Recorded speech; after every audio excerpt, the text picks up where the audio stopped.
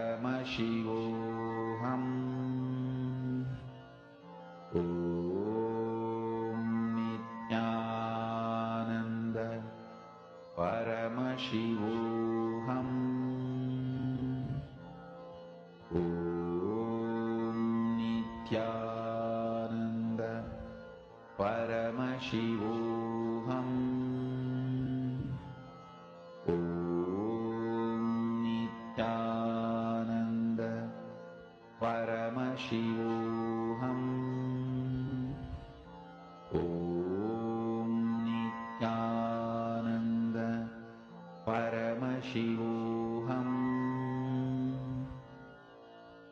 Om Nithyananda Paramashivoham Om Nithyananda Paramashivoham Om Nithyananda Paramashivoham Om Nithyananda Paramashivoham Om Nithyananda Paramashivoham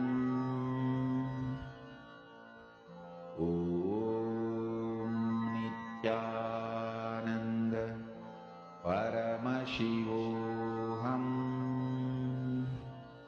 Om Nithyananda Paramashivoham Om Nithyananda Paramashivoham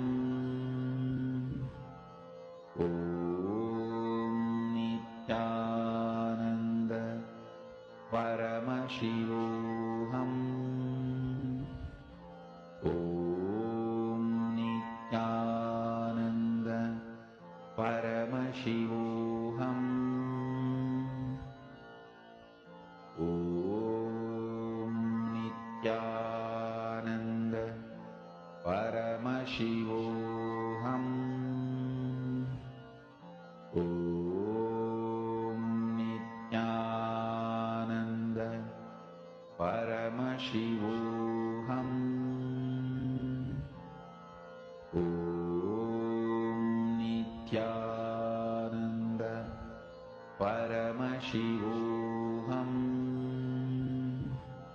Om Nithyananda Paramashivoham Om Nithyananda Paramashivoham Om Nithyananda Paramashivoham Om Nithyananda Paramashivoham Om Nithyananda Paramashivoham Now I request each of the participants, please remove your eyelids, slowly open your eyes, and take a minute to detail out in the chat what Swamiji revealed to you and what you experienced during the power manifestation. Ma Shukrendraananda, Nithyananda, Ma Lucy Wong, Ma Sumati Shanmuganathan, Ma Shaman News, Ma Juan. Yes. I request each of you to post what Swamiji revealed to you in your third eye and what did you experience while doing power manifestation. Can each of you please take a moment to post? What were you able to see? I request all participants to post as it is. That's fine. However, you're able to see. Just post as it in the chat section. That's fine. Do not filter anything. See, usually when we see something, it's past experiences or what we saw in the past, our mind guesses something. Like we make guesses, or we think, okay, it may not be this. Maybe your mind would have told you, no, they may show only something related to Swamiji.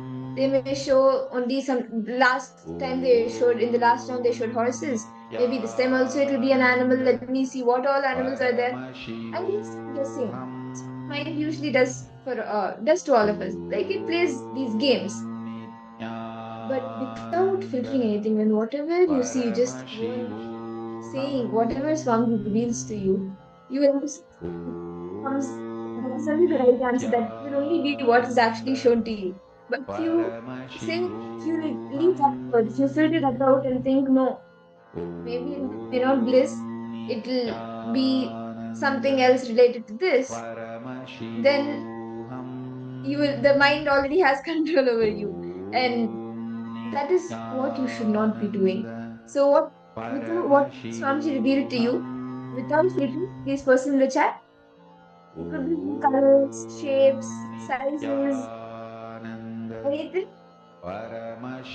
And we will be showing you the answer in just a moment. Well, see, just post as it is. You do not worry whether it's right or wrong. This end of the day, the Swamiji is only manifesting. I think this was to post, and also today we're going to be having a really special sessions for a day. So I request all of you to invite your friends and families also. Actually, today is a very powerful day. So yes, so the picture which has been projected for each and every participant is the picture of a building. You can see that there's numerous buildings in this picture. You can see the tallest tower, the tallest building. It is like a city, and there's a skyscraper. It's around like a downtown kind of area. And this is an AI generated image. It's like an entire city with a whole lot of office buildings, and you can see. Okay, so how many of you got it right? At least you got the colors right. You got such as you're able to see blue. You can see the color scheme of this is more of yellow, blue, and gray and white. As you can see, the sun is up, so all the sunshine is happening through the whole city. So, how many of the participants have see this picture? How many of you are able to see this in your inner space, in your third eye? How many saw this, but I didn't tell it? I saw something yellow, something blue. I saw buildings, houses. Okay, so that is a very beautiful power manifestation. So, we first session of the day. Well, the first session is understanding as to having the darshan of Bhagwan Lingotva. Lingotva is a manifestation of Paramashiva's form into form. Such Amrita now form, which is the Jyotisva, right? The top light, the Shakti light, which is limitless. So we understand this principle, understanding we are going to say samadhi, which is the Asnat samadhi, where you are beyond form and connect to the unmanifest path of Paramashiva.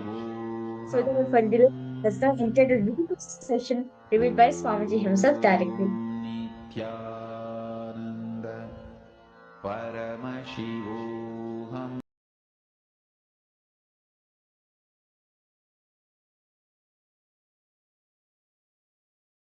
Paramashivoham Om Nithyananda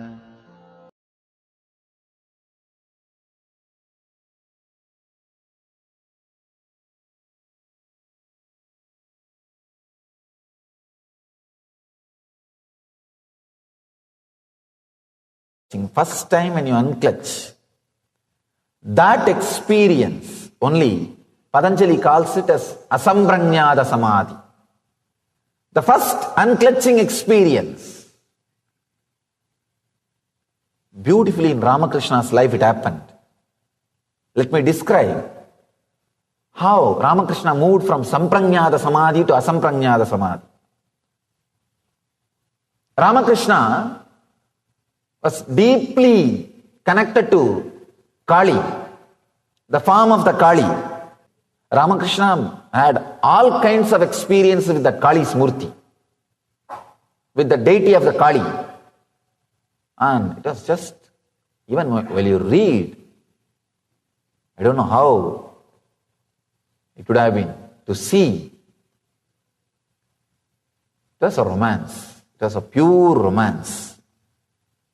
He was living with the deity, with the Devi. Very powerful connection. He used to keep the small thread near her nose just to check whether she is really breathing. And he says, she always used to breathe. And he always saw the thread waving. The thread will be moving with that air, with the prana, with that breathing. Not only this, so many things. So many things. So now it is time, he has to move to the Asampranyata Samadhi. And one great monk, Totaburi, he came to the Kali temple. He is an enlightened sannyasi, great Vedanti. Naga means no clothes, no sleep. Their lifestyle will not be like a regular normal human beings. Naga Sampradaya sannyasi, very powerful lifestyle. He comes and initiates Ramakrishna. He says, now it is time for you to experience the next level of samadhi, beyond form. Come on, you need to have that unclutching, the cessation of the mind. This guy says, wait, I'll go and ask my mother's permission. I'll run. He ran. When Ramakrishna came back, he said, yes, my mother told me, I can go for this practice. You can teach me. Totaburi asked, you said you want to take permission from your mother, but you went inside the temple? Ramakrishna says, yes, that is what I meant. She's my mother. I'm living with Kali. I asked her now. She said, please take it. Then Totaburi started laughing. Oh God. Totaburi could not understand. Ramakrishna is living with Kali. And he said, all right, I don't want to disturb his faith. It's okay. Let him experience the next level, samadhi. Then he initiates. He says, now concentrate on the Ajna Chakra and unclutch completely from all your thoughts. Ramakrishna says, I am able to unclutch from all the thoughts, but I am not able to unclutch from Kali's form. I am not able to unclutch from Kali's form. He says, I am stuck. The moment I see her, even the idea to unclutch disappears from me. I am just completely drowned. Totaburi says, no, you have to go beyond. Then Kali, she herself appears and says, my son, don't bother. Cut my form with this sword. He says, she gives her own sword. She says, think this as a sword of knowledge and cut my form. You will go beyond my form. Understand? Not being caught in the form is one of the ultimate experience. This has to be understood very beautifully. See, when you lost all other attachments except this form, then you can cut this form and go beyond the form.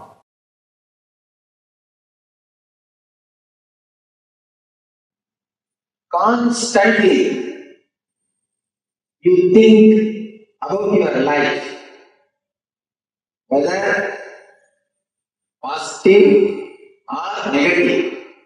Whether you think your life is a chain of beautiful incidents, or you think your life is a beautiful chain of so many sufferings. Usually we think only it's a chain of sufferings. Whether you think your life is a chain of sufferings, or you think your life is a chain of beautiful incidents, both are ignorance. Both are just expressing your ignorance. Be very clear, your life is not a chain as you think. Every moment is individual, separate, independent moment.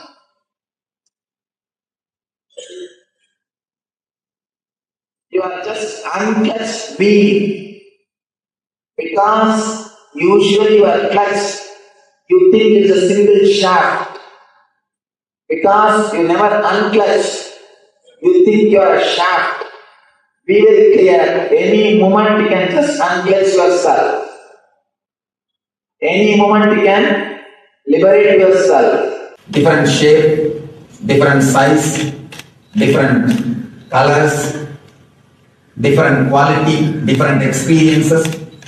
Some are related to joy, some are related to suffering, some are related to depression, some are related to excitement, different kinds of thoughts. Please understand, continuously, different shape, different way, thoughts are flowing. One important thing you need to understand, all the thoughts which are flowing are completely illogical, irresponsible and independent.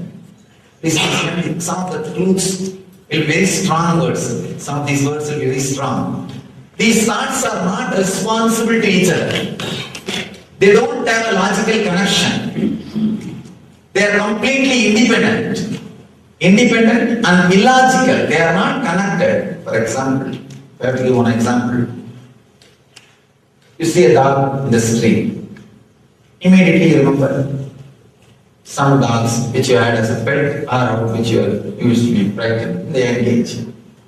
Then the memory of your young age. Then the teacher under whom you study in your young age. Even when I say now, I need a simple logic base. But if you see your thoughts, it will not even have this much of logic. The dog which you saw in the street and the teacher under whom you studied in the young age have no logical connection. Suddenly, from which logic your thoughts move to which logic, you have no idea. You want to experiment, just now you can try. You take a paper and pen and write whatever goes on inside without editing for 2 minutes. Just 2 minutes. Without editing, like Dragon software, the modern days software, the medical professionals use for transcription. Whatever they talk will be transcribed. Just like that, if the software is connected to your mind, how it will completely transcribe. Same way, whatever goes on inside, try to transcribe, you will understand. The thoughts flowing inside you are completely illogical, independent and irresponsible. Then what connects? What connects and gives you the kind of a feeling that it is continuous and logical? For example,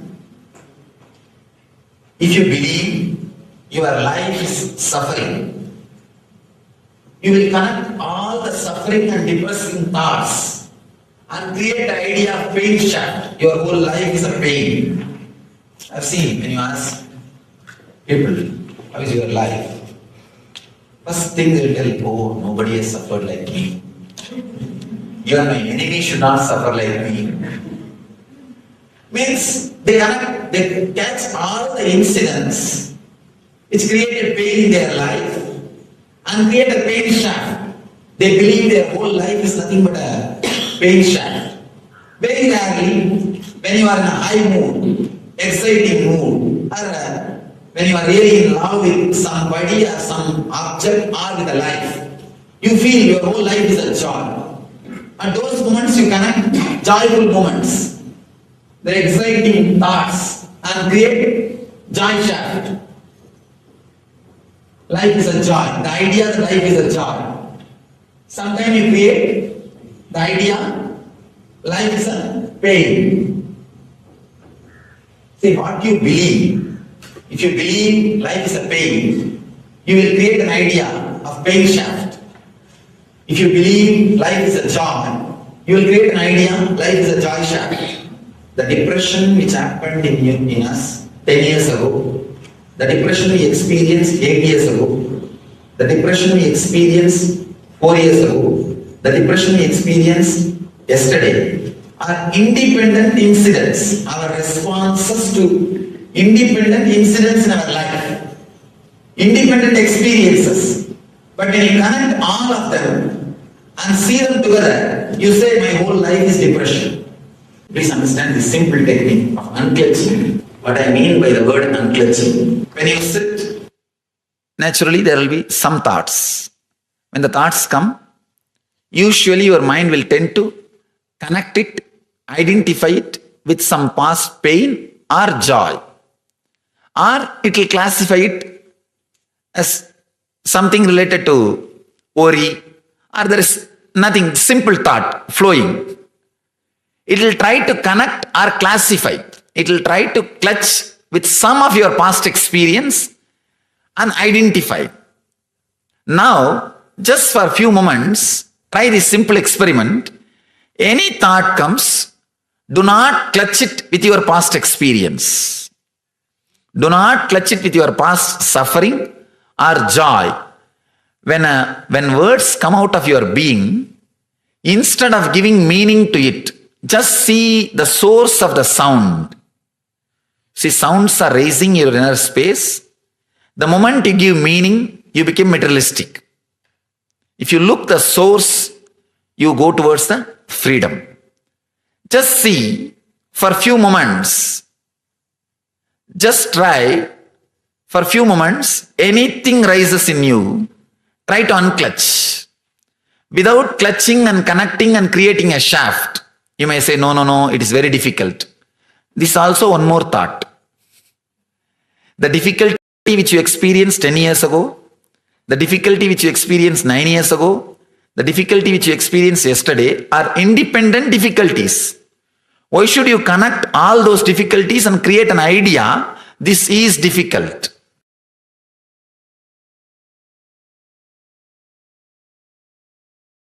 Stargate for Kailasa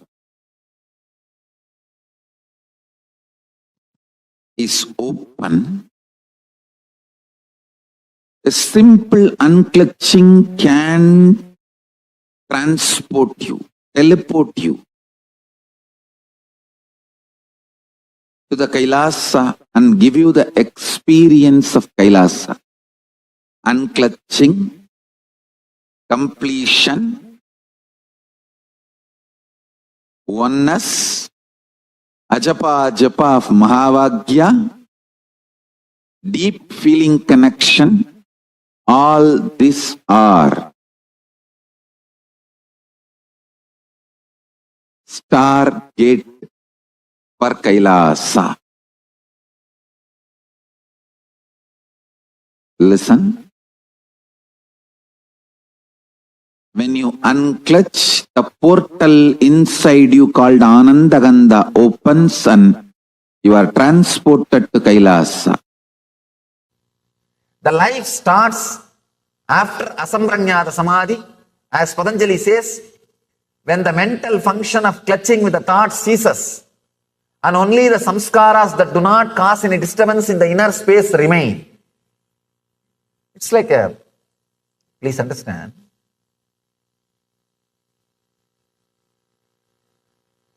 one guy, a great speaker, after his lecture was over, he rang up to his wife.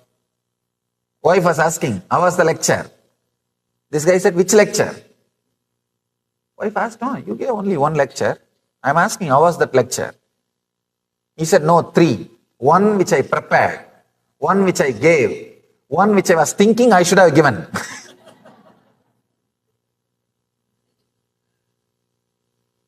Means hangover. When there is a hangover, whole life is a hell. When I walk out and go out, I know very clearly I am me. There is nothing. I never think back or think I should have told this. I think I forgot to tell this. I should have presented in that way. No, nothing is there. There is no hangover. There is no hangover.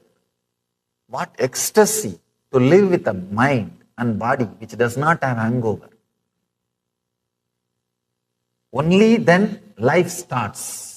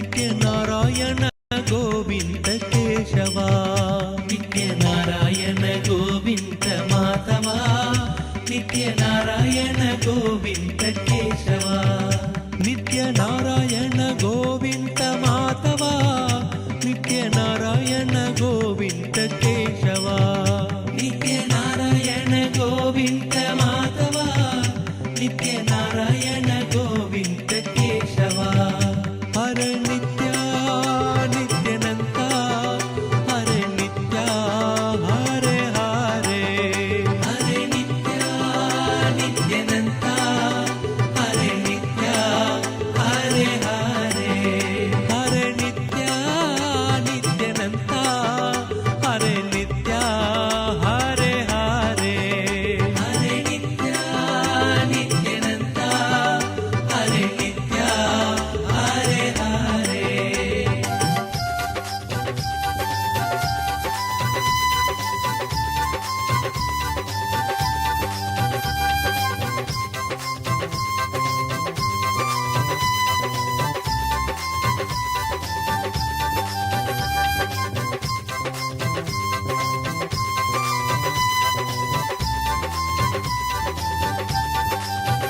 नित्यनारायण Govind Madhava नित्यनारायण Govind Keshwa नित्यनारायण Govind Madhava नित्यनारायण Govind Keshwa नित्यनारायण Govind Madhava नित्यनारायण Govind Keshwa नित्यनारायण Govind Madhava नित्यनारायण Govind Keshwa Hare Nitya नित्यानन्ता Hare Nitya Hare Hare Hare Nitya नित्यानन्ता Hare Nitya Hare Hare Hare Nitya नित्यानन्ता Hare Nitya Hare Hare Hare Nitya नित्यानन्ता Hare Nitya Hare Hare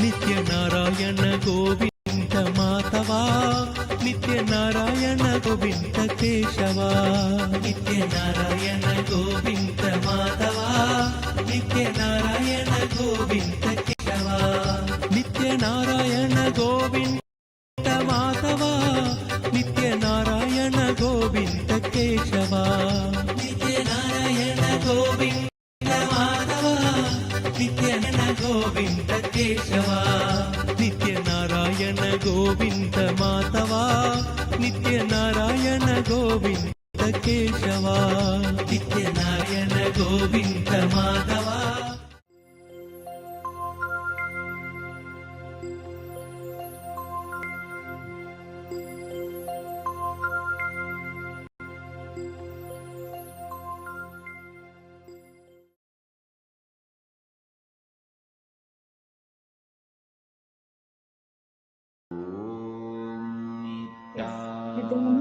Participants, it was a very beautiful session given by Swamiji on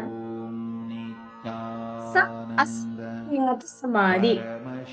This is actually a very important thing to learn, as in today's darshan, each one of us are going to be experiencing this from Swamiji.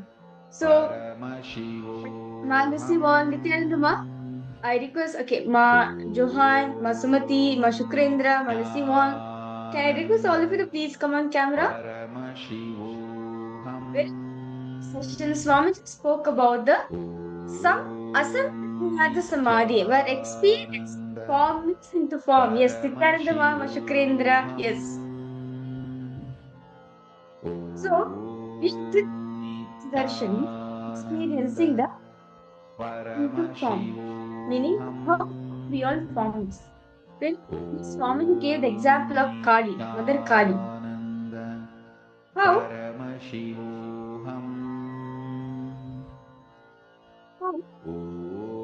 Ramakrishna, I guess he was wanting to experience the enlightenment in him.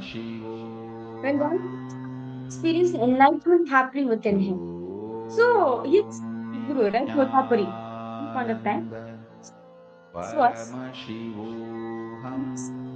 understand for you to experience enlightenment, you have to know everything.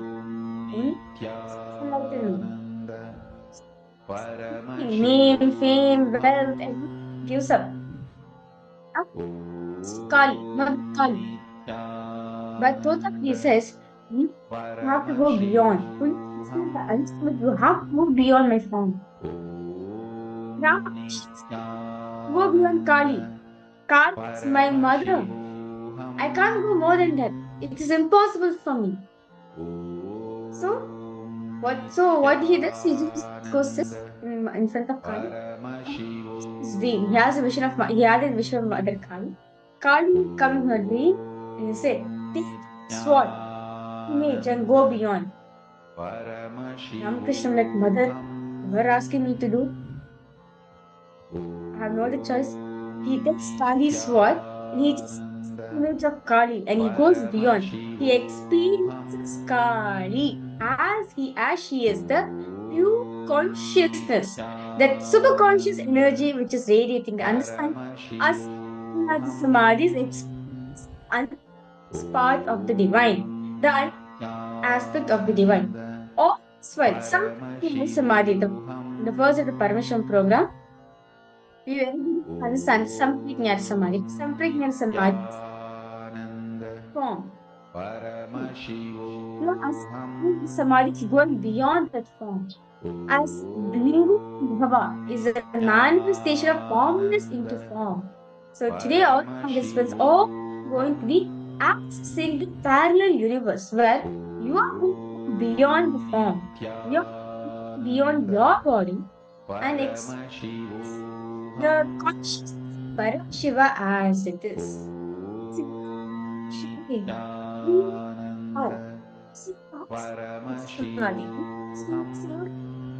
Swamiji, Samadhi, like how Swami experienced Ganesha. The first day of the program, we saw how Swami experienced Ganesha and how we experienced that with Ganesha, with Swamiji, the Samprajnata Samadhi.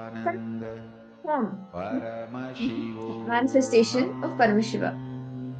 Now, today, Shiva manifests from formlessness to form. He manifests his shaft of light and to connect with the divine in form of formlessness. The divine shaft of light is what we will be seeing today. Okay. This Swami says, what ways for you speaks the samadhi. Samadhi within yourself is doing the what fasting. As Swamiji says, Langana Param Aushadam. Fasting is the ultimate medicine. As by fasting, it will actually help you to experience unknown part of you. So this is what fasting with Swamiji is very beautifully revealed. As Swamiji says, fast, right? Organs of your body starts working. It is one of the biggest secrets Swamiji has given. Because we have a concept within ourselves that I'm going to become thin, I'm going to become lean, and I'm going to lose all the nutrition, I'm not going to become healthy. But Swamiji says, fasting is the greatest medicine. As when you're fasting, yes, first few days, you're actually detoxing your whole body. You are whole body. And after you see shine your whole body becomes, that's time your body, your inner organs starts to work.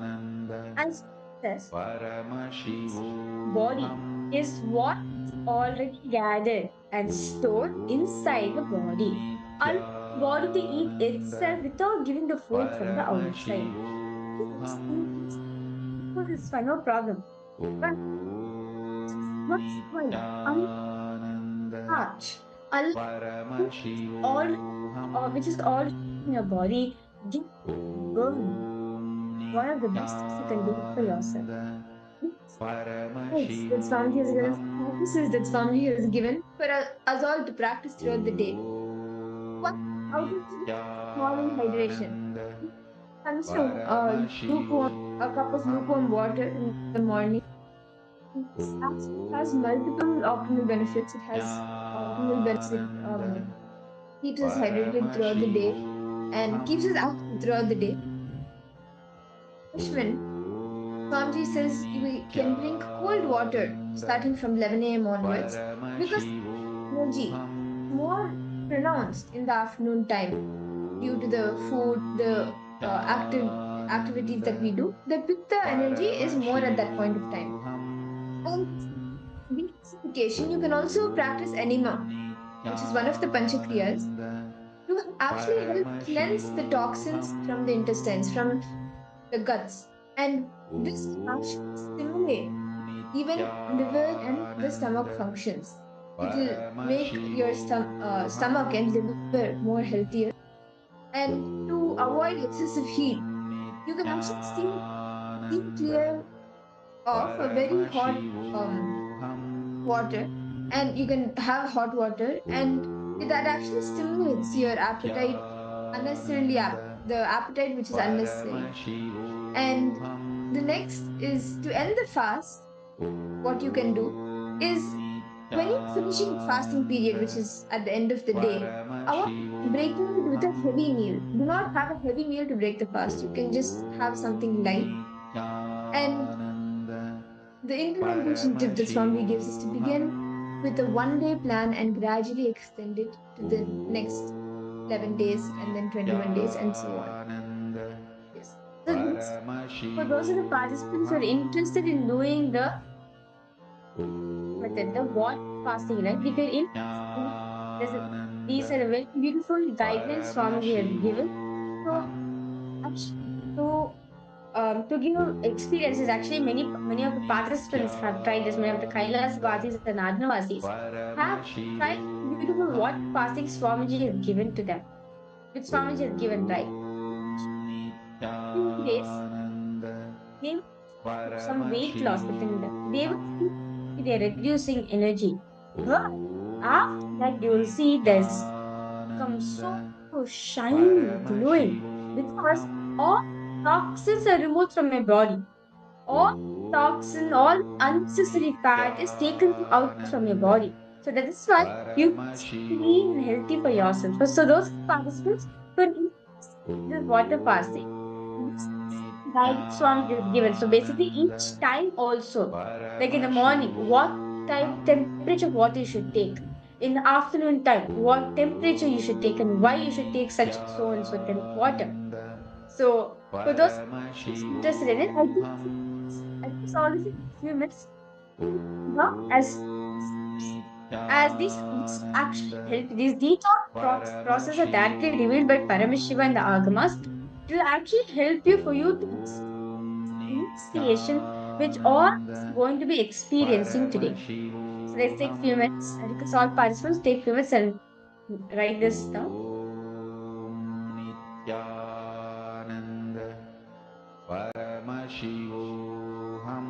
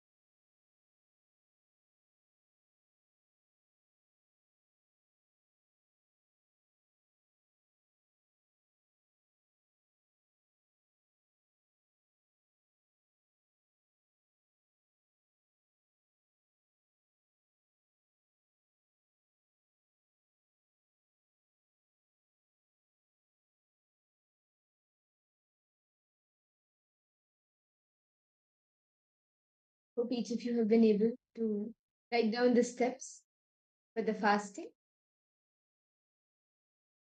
And you can actually practicing it whenever you want to. You can start practicing it and slowly increase the number of days, however you wish to.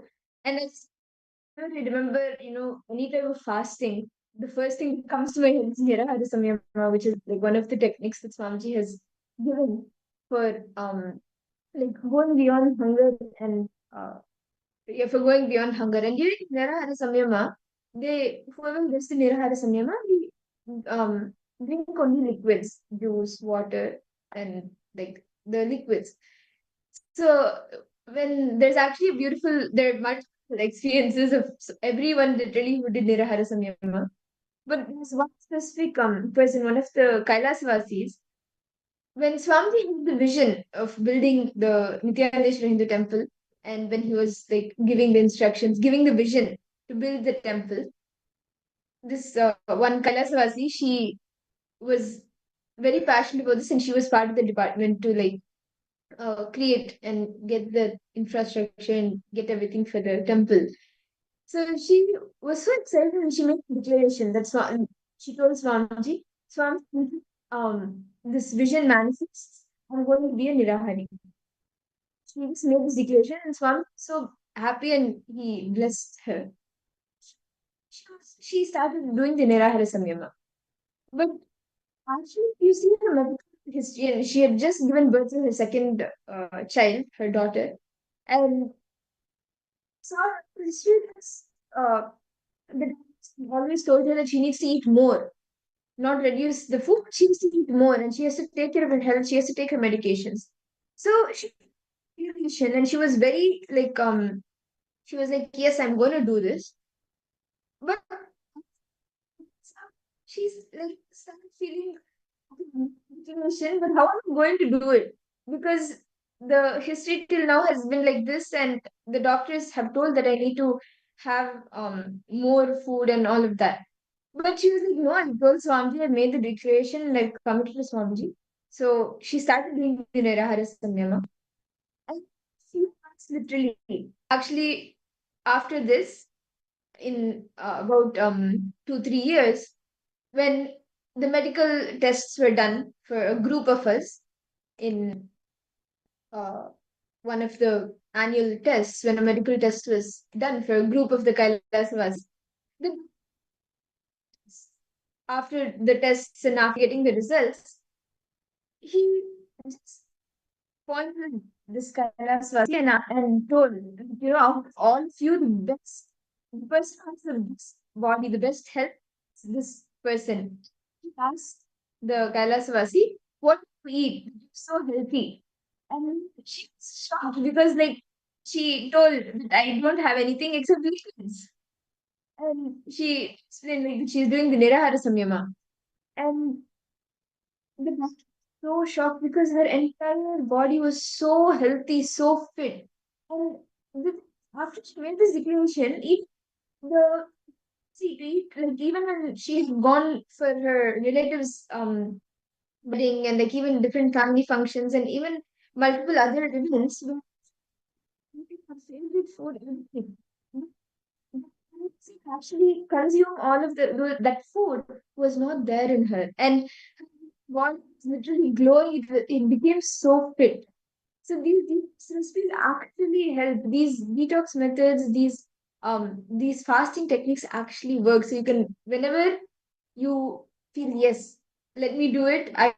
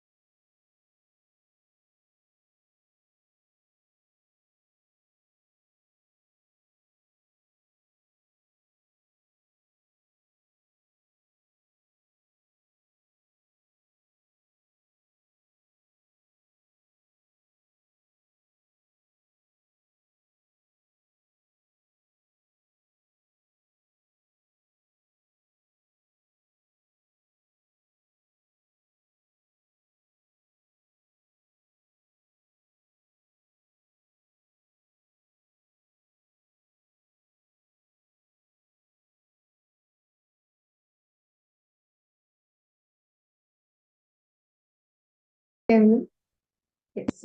We really apologize for the technical glitch. I hope each of you, all the participants, are able to see us and hear us clearly now. Okay. So, we into a very important session right now. Not exactly a session. We are going to be entering into a very powerful Kriya. Kriya, Swamiji is going to be guiding each and every one of us on how to space of unclutching. Very beautifully, we listened to Swamiji. That Swamiji has said very beautifully that it's the star gate of Kailasa. Understand? For you to access the star gate of Kailasa, for that you need to have the space of unclutching. Only have the key. Only have the unclutching as your base. When you have the unclutching in your inner space, when you basically unclutch all the inner space for all the thought currents which you're having within yourself, right? You have no mind. See, one to understand that all problems which are manifesting in our life right now, everything which are happening in our life right now, cognitions we carry within ourselves. These cognitions are important as they impact ourselves they impact our inner space, they impact our physiology. Unconscious, don't even yourself, don't see yourself. We're doing uncatching, right? So no thoughts are there. Where you feel around you is one and the same. You fact that you around you is one and the same. And gives access. Gives portal. Understand when you're in space of unclutching, Swamiji says, the portal, the star KAILASA opens for you immediately. So we're into this beautiful session. Swami is going to be guiding step on how to do unclutching. We may be wondering, okay, how am I supposed to unclutching? How can I be without thoughts? If I just close my eyes, it's coming. Like it's coming. But understand when you're doing this practice, when you're doing this meditation in the presence of an enlightened master, everything, you do not have to worry about it. Just breathing space is enough. Make sure you are experiencing unclutching. So for this for this initiation, for this to manifest. Some participants, those of you who have joined, see lots of you have joined. Please come on cameras and we will into this beautiful technique guided by Swamiji himself on how to unclutching. Space of unclutching within ourselves.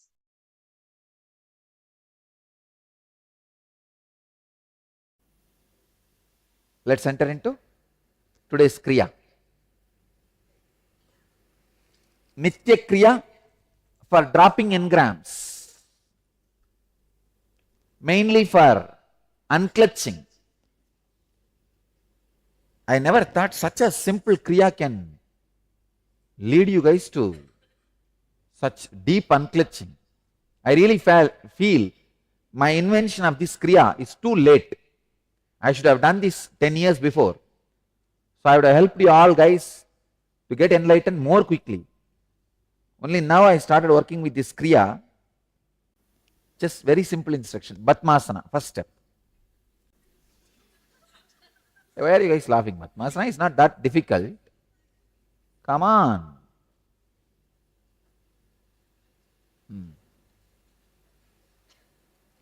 Second, Udyana Bandha means pull the navel, upper and lower parts of the navel, bowels, in and up and hold as long as you can. I can show you.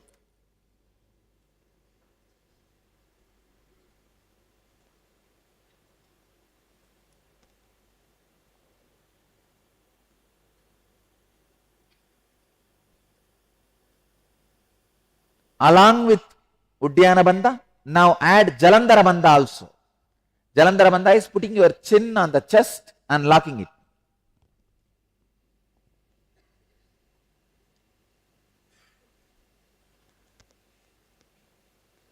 Do Jalandhara Bandha and Udyana Bandha together 21 times. Hold Jalandhara Bandha and Udyana Bandha both 21 times. Hold as long as you can.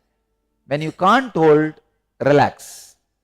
If you have blood pressure or any other serious illness, don't do too much. Don't strain yourself too much. Do it very mildly. As much as you are comfortable. Do it judicially. As much as you are comfortable.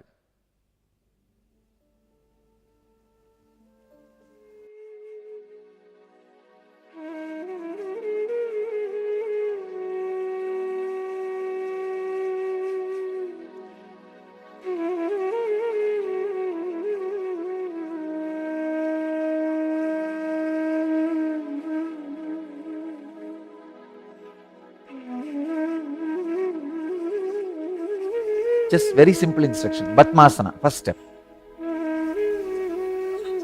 Why are you guys laughing? Batmasana is not that difficult. Come on.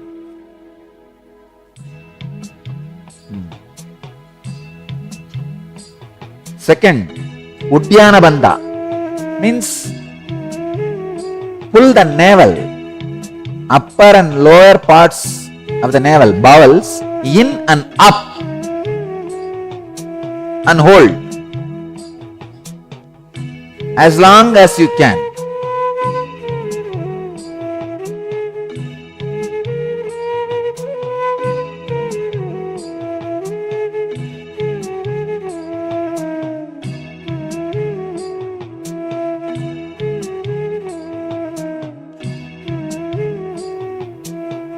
Along with Udyana Bandha, now add Jalandhara Bandha also. Jalandhara Bandha is putting your chin on the chest and locking it.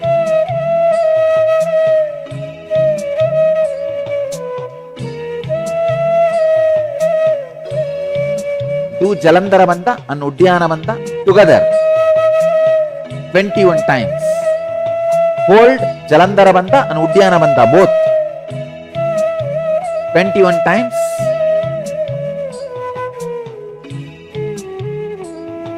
Hold as long as you can. When you can't hold, relax.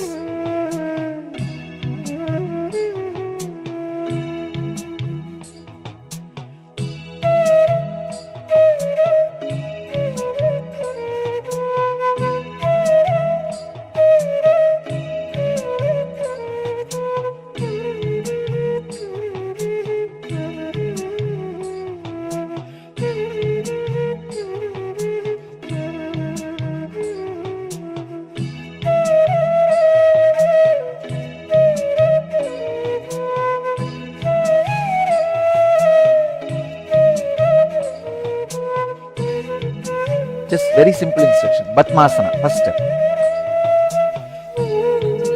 Why are you guys laughing? Batmasana is not that difficult. Come on.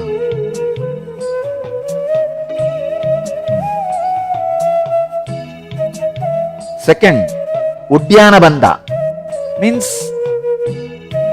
pull the navel, upper and lower parts of the navel, bowels, in and up.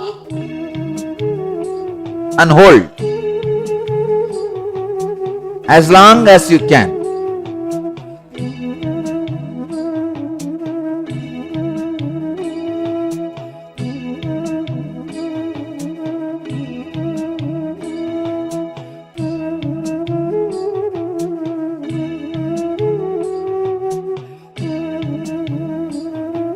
Along with Udyana Bandha, now add Jalandhara Bandha also. Jalandhara Bandha is putting your chin on the chest and locking it.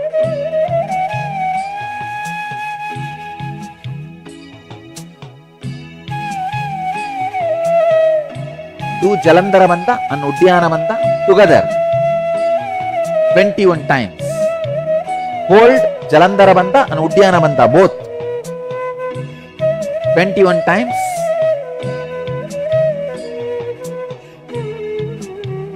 Hold as long as you can. When you can't hold, relax.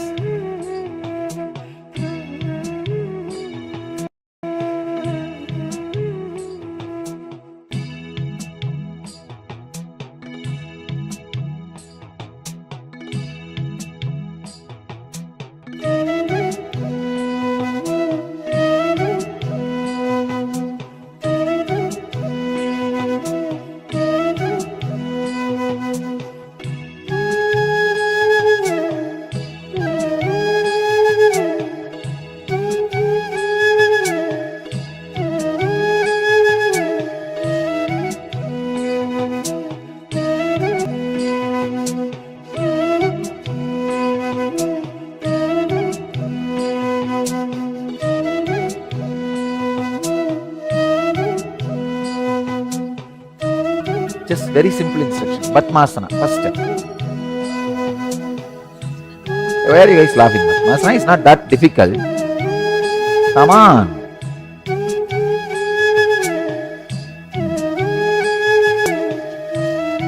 Second, Uddiyana Bandha means pull the navel, upper and lower parts of the navel, bowels, in and up and hold as long as you can.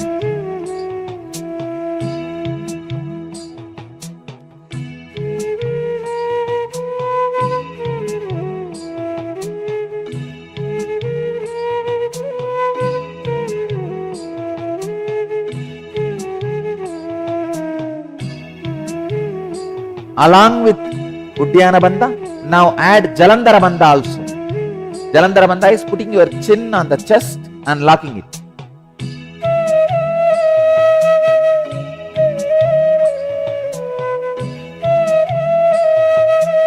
Do Jalandhara Bandha and Uddiyana Bandha together 21 times. Hold Jalandhara Bandha and Uddiyana Bandha both 21 times.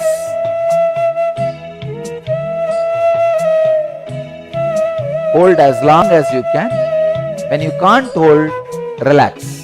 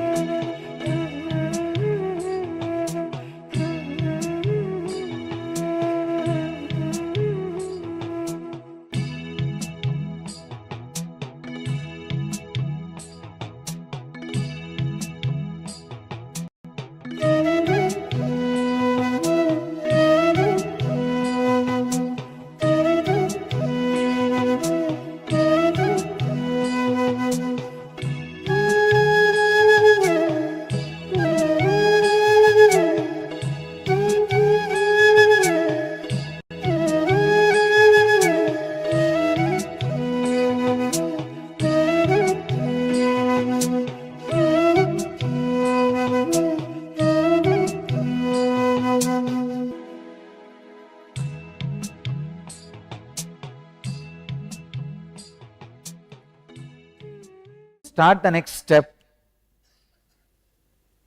Bastrika.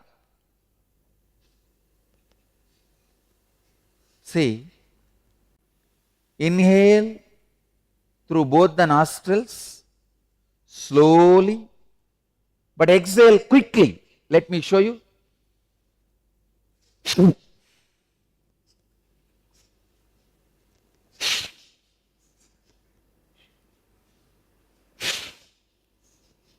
Inhale very slowly. When you are full, exhale quickly. Do this 21 times.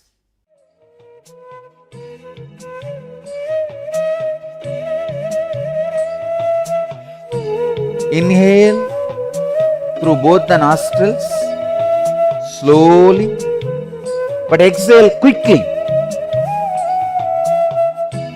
Inhale very slowly. When you are full, exhale quickly. Do this 21 times.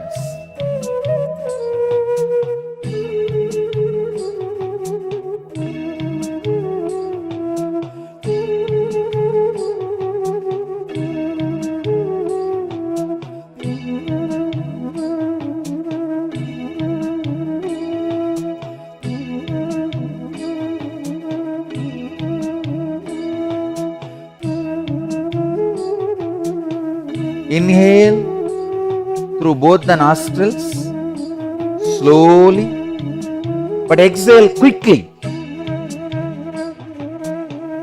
Inhale very slowly. When you are full, exhale quickly. Do this 21 times.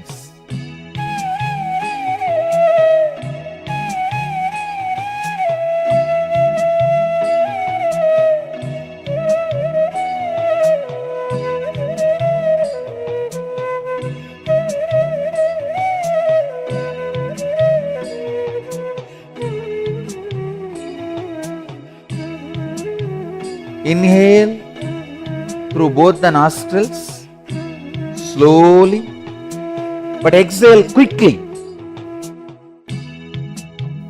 Inhale very slowly. When you are full, exhale quickly. Do this 21 times.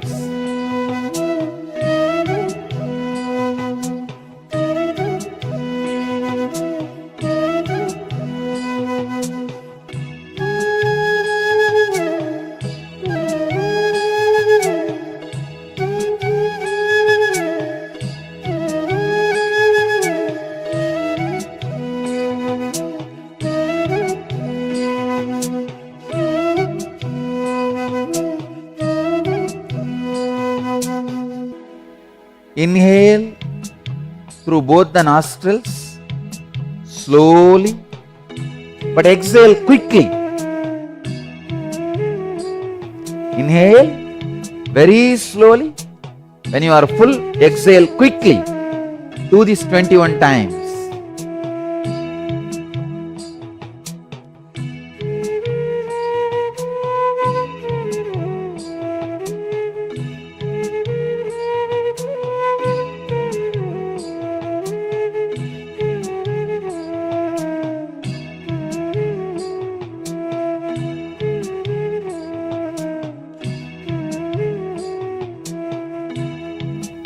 Inhale through both the nostrils, slowly, but exhale quickly.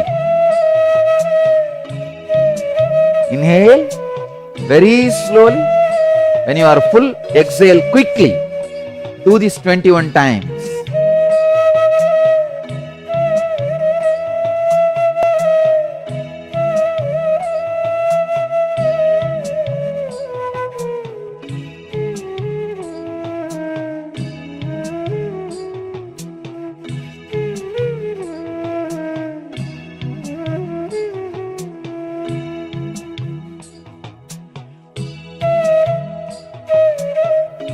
Inhale through both the nostrils, slowly, but exhale quickly. Inhale very slowly. When you are full, exhale quickly. Do this 21 times.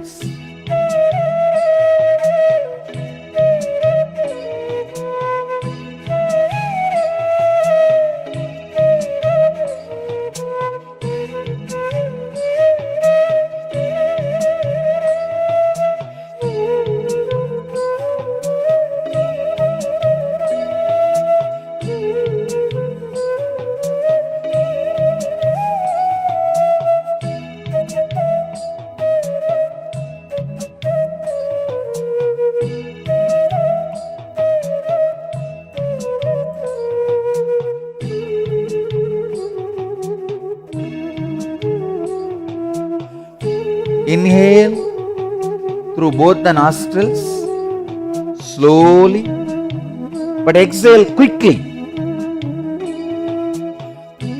Inhale very slowly. When you are full, exhale quickly. Do this 21 times.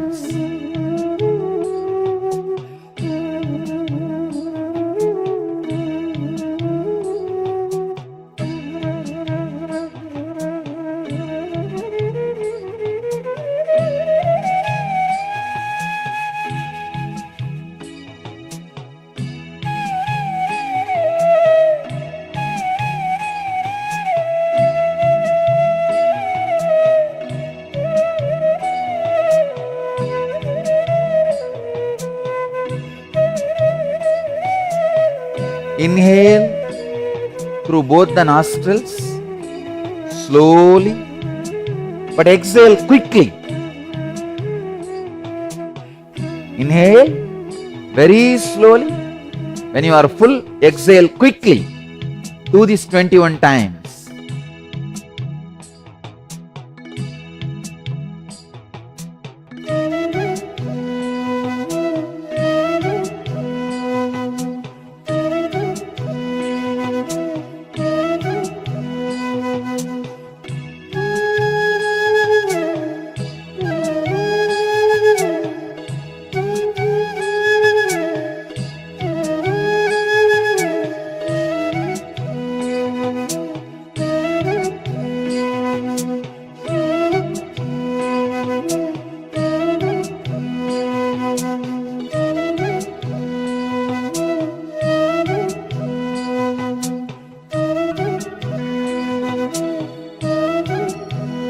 Inhale through both the nostrils, slowly, but exhale quickly. Inhale very slowly. When you are full, exhale quickly. Do this 21 times.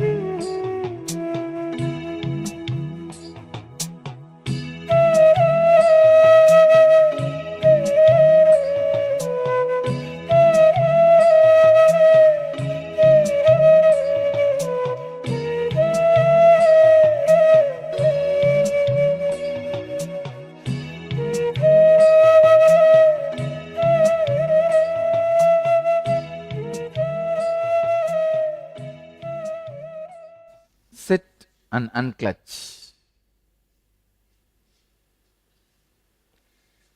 Now, just sit and unclutch. You will see intense unclutching happening and you experience depth of silence. The engrams will start dropping from you from this moment. Let you all feel the weightlessness. Let your body levitate.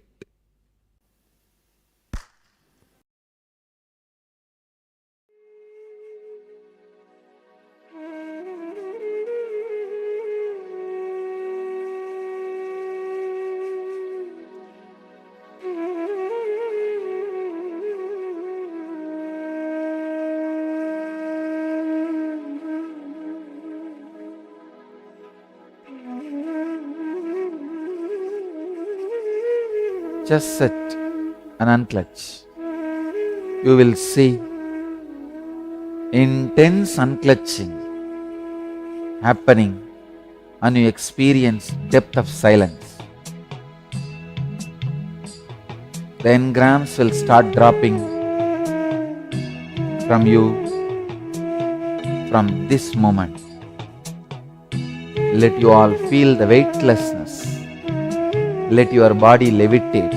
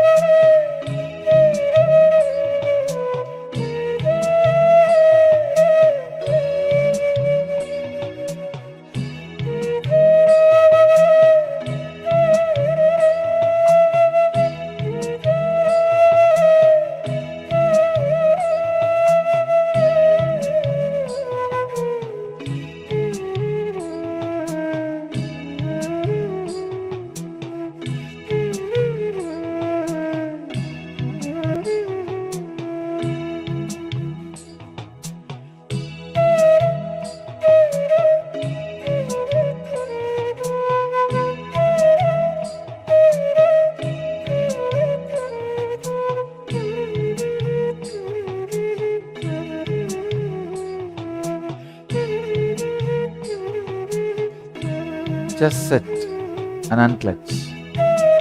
You will see intense unclutching happening and you experience depth of silence.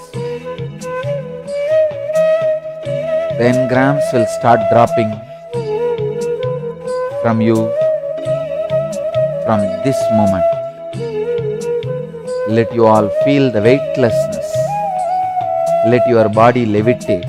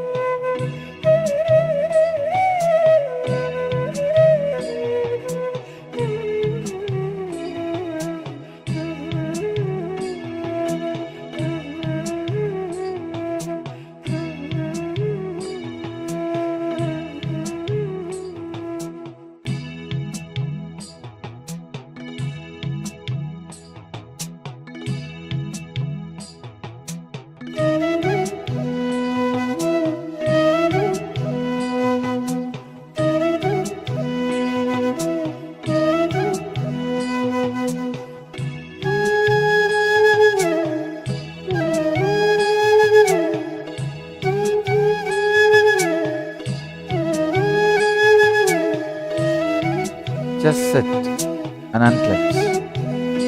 You will see intense unclenching happening and you experience depth of silence.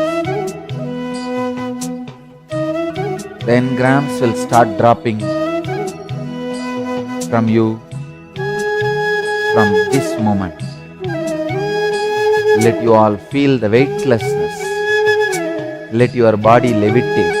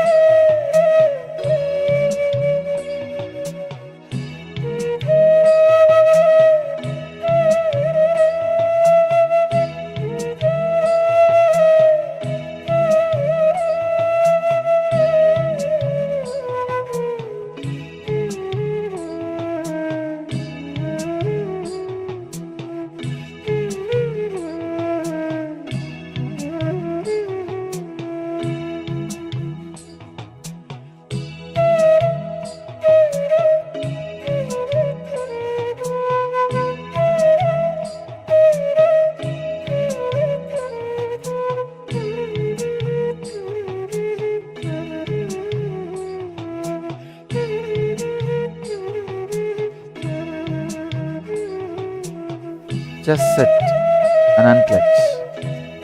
You will see intense unclenching happening and you experience depth of silence.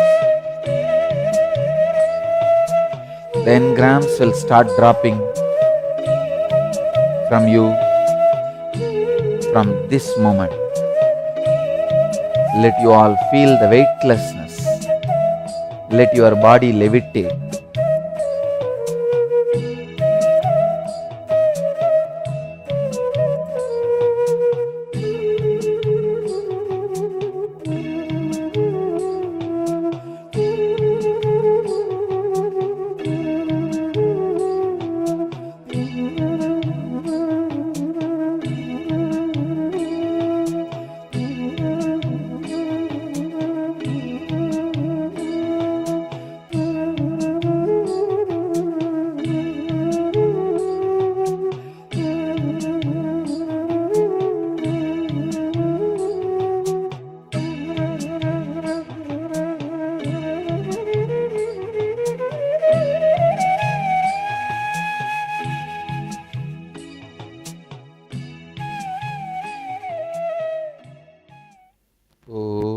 Om Shanti Shanti Shanti.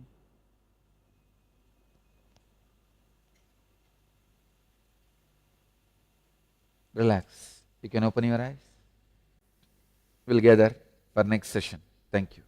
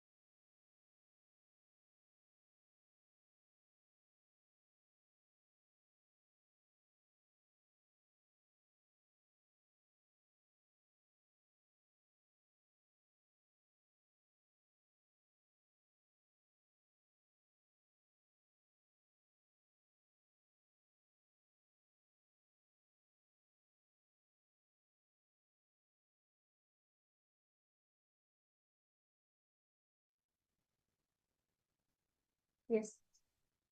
Nithyanandam to all the participants.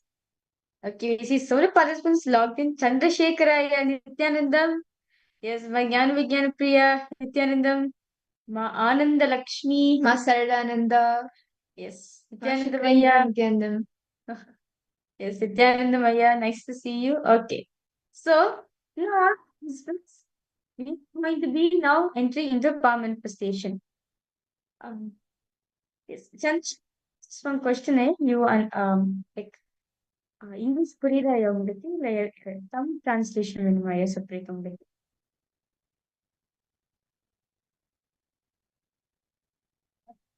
So we into the power of mind reading as understand what is power. Yes, Ma Jayalakshmi Nithyanandama, Ma Parabrahma Swarupini. Ma Juan. And I see a few Chinese participants where the name is written in Chinese. I request if you can put the name in English, and so we can communicate and interact more. And I hope each of you to follow along Swamiji as he guided all of us through the unclutching process. Okay. So, beautiful power of unclutching, right? All of us just know the beautiful unclutching initiation right now from Swamiji. So, the best person is the power manifestation. So, to participants today, you all going to be manifesting power of mind reading, clairvoyance. What exactly is this power of mind reading? Let's understand. See, of mind reading, when you are able to manifest the power of mind reading, you have the ability to access anything from far off places, not only far off places, and even within somebody's inner space, whatever they are holding on to. And you can see different thought currents, the thought patterns which are there, which are in your inner space, as a block to you manifesting other things as well. You can do it for others, you can do it for yourself. And when you scan through to do the mind reading, you will even do exact instance. Patterns. When certain patterns began in you, when certain thought trends began in you, and that is how you can use it in your day-to-day life as well to help you break free from different patterns and grow more and more in life, having a conscious breakthrough. So when this power is taken very beautifully, Paramashiva elaborates in this power in the Shiva Sutras, in the Shiva Samhita, chapter 5, verse 86. Paramashiva says, ज्ञानं च प्रतिमं तस्य त्रिकालविषयं भवेत् दूरश्रुते दूरदृष्टिः स्वेच्छया खागतां व्रजेत्. The meaning goes, he gets immeasurable experiential knowledge, knows the past, present, and the future time. As Durashruti, the power to listen to anything at far off great distances. Duradrishti, the power to have that vision of at great distance anywhere. Pragyatam, to walk, move, and by our own will, like a bhaga, like flying bird, to speak on any unknown subject omniscience.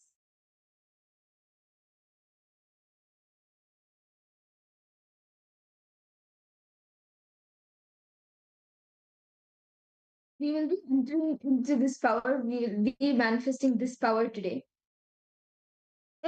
It's in the Aptamana, where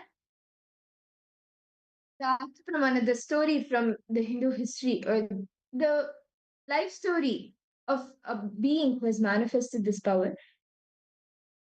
There's a being, a person named Sangu Siddhar, and he was actually born in the mid 19th century in a Brahmin family. But from the time he was young, he was a very intelligent child, and actually by 14 he had mastered all the Siddha texts. And he got married at the age of he got married at the right age, and he had two children. But some of us actually used to work for that for the British. It was during the period of the colonization, so he used to work as a director for the British. And the employer was Simpson. His work with this Simpson, talks to do meditation, actually manifesting the power of clairvoyance. Clairvoyance also includes seeing something that could happen in the near future based on some of the things that may be happening in people's minds right now. Power of clairvoyance. So actually have mastered the Navakanda Yoga Samadhi, which also we will be learning about today. Navakanda Yoga Samadhi. Multiple miracles. Many people have seen him doing multiple miracles. And was also with this, means which is Simpson. And 9 was when he left the body. But this time, once one of the miracles that had happened was once when he was meditating and after manifesting the powers, he told Simpson not to sleep in his bedroom because something may happen. Actually did not care about what he said. So Sango Siddhar called actually another helper. And after Simpson slept, the Sango Siddhar's boss, after he slept, he told the helpers to move Simpson out of the room. So they lifted him out of the room. When they lifted it and kept out of the room, it's actually the roof of that room came crashing down. And after this incident, of course, Simpson realized that he actually is manifesting this power and he thanked him for saving his life. Incident was when a lizard on the wall. Actually, there was just a normal lizard. It was on the wall, and Simpson asked for it to be removed by the people. But Sangu said he told Simpson that its partner was coming from London. Everyone was quite like, what is this? Its partner is coming from London. What does that mean? But actually, then in the next few days, when a parcel had come from London, in the parcel another lizard just jumped out and went to this lizard that was on the wall sitting for those few days.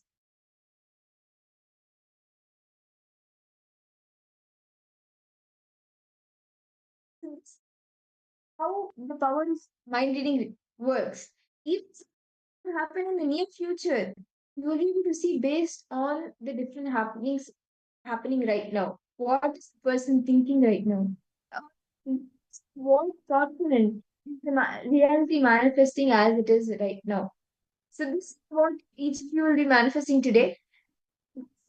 As we get started with this power, now this manifestation, me or Ma Virga, myself or Ma Virja, we will hold something. We will be holding something in our inner space. We will be thinking about something and doing manifesting the power of mind reading on us and really think what Swami is showing to you as to what we are thinking about.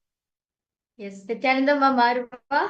I see so many participants logged in. Ma Dong. Yes, Nithyanandam. How are you, Ma? Ma Dong, Ma Marwa. Nice to see all of you for the program.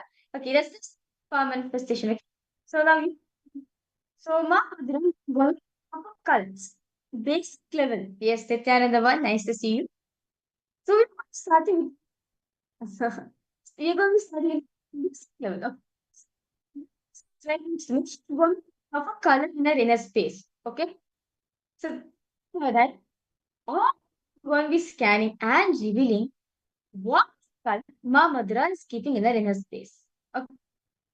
Are we ready? Okay, so at the count of 3, 2, 1, I will be counting and I will be holding an image in my inner space. And each of you can sit straight, chant the Mahavakya, connect with Swamiji, and what Swamiji reveals to you as to which color I'm thinking about, you can start posting in the chat. Okay, 3. Okay, so Ma Madra has thought of a color now. So now it's just in Swamiji. Understand me wonder.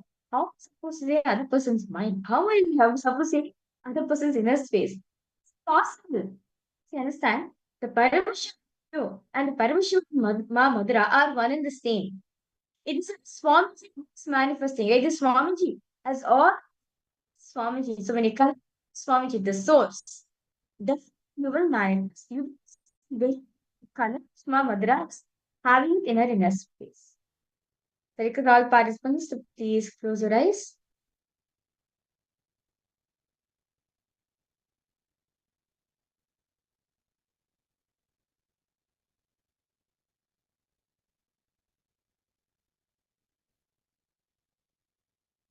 Visualize Swamiji in your inner space.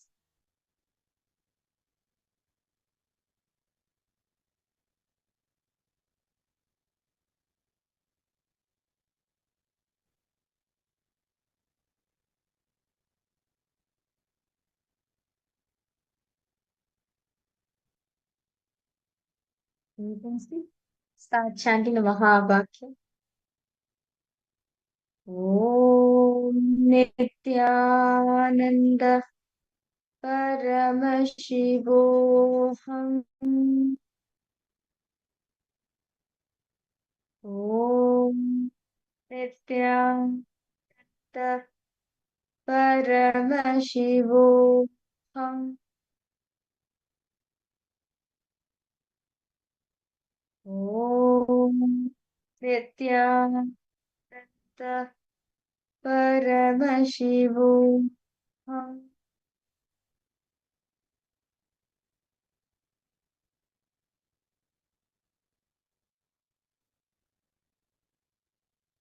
Om Nithyananda Paramashivoham.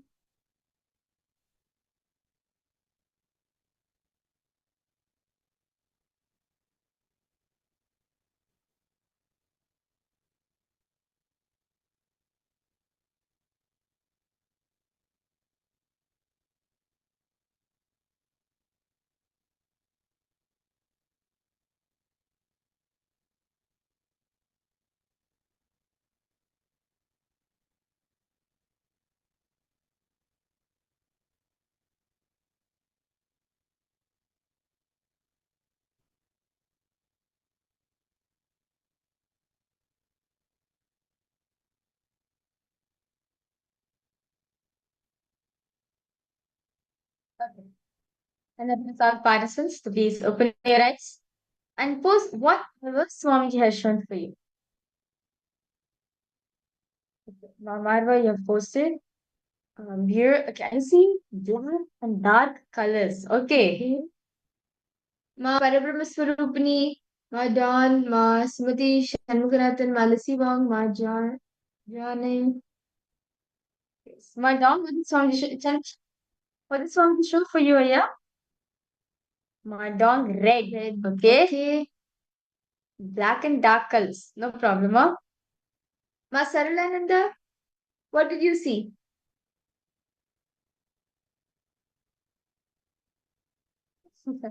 Yes, my parents. What's Swamiji show you? Okay. My dog, you will see red. Okay. Aya, how about for you? Yeah, Chandrasekhar, yeah, that's Swamiji show for you.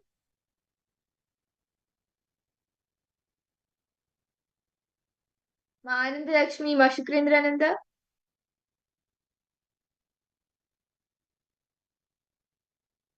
Okay. Did we give just before I reveal the answer? Yellow. Okay, yeah, you're able to see yellow color. Okay, that's nice. Nithyanandam, how Chen? How Chen, Aya, Nithyanandam? Welcome for a program. Okay, we are at the power infestation. Eric, so to reveal what color mother is keeping in her inner space. You can participate also, will be nice. Yes, ma, Lissy Wong, what is Swamiji show for you, ma? Ma Jnana Vijnana Priya. Okay. So,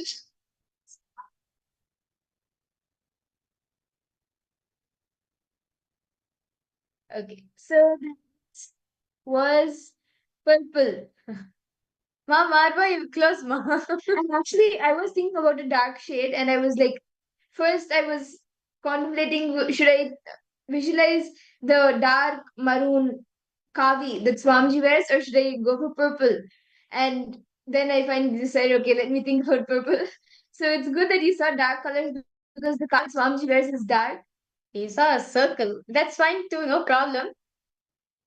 That's that's why you should tell whatever you saw. You shouldn't filter out. Okay, so should we go to another round? The next round? This time Ma Viraja will be thinking about a number. She will be holding a number in her inner space. And I request each of you to scan what number she is thinking about. We will go up 9. Yes. No, we will go from 1 to 9. Okay. One thing. So, think of any number, okay? So, I request all of you ask Swamiji. Just show to you.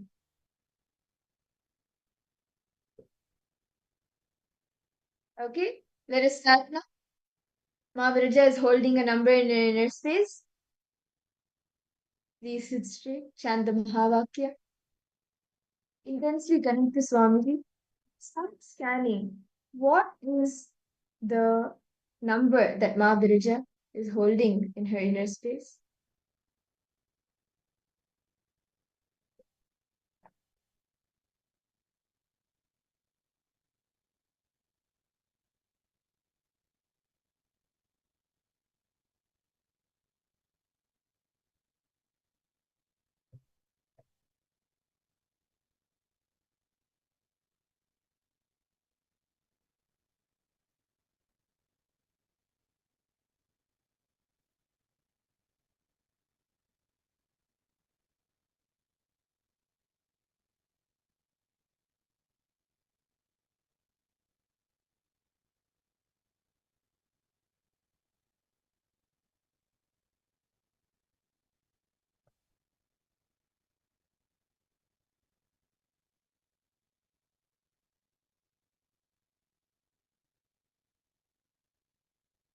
Please continue to scan. What is the number that Ma Virija is holding in her inner space? Okay, Ma Marva has posted. Okay. 3, 4, 9. Any of these, okay? Each of you, as you scan, you can start posting. Ma Marva, why don't you look at it more deeper? Why don't you scan? Look more deeper. Out of these three, okay, Swami showed you these three. Out of these three, which is the number?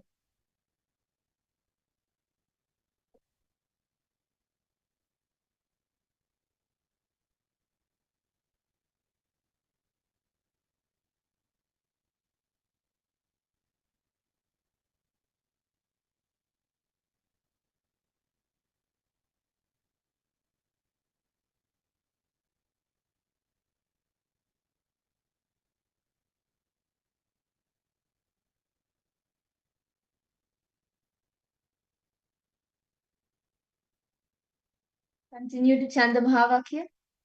Whatever Swamiji reveals to you, he may reveal it to you as words, like you may see the number written as words, or you may hear it. Anything happens, so be aware completely of how Swamiji is revealing it to you, and you can post it in the chat as you see it.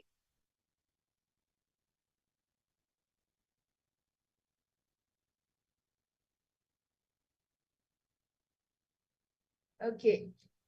Can each of you post now what you were able to see? Ma Dong, Ma Jnana Vijnana Priya, Ma Marva, did you see anything else more? Which of the three numbers was the final one that Swamiji showed you?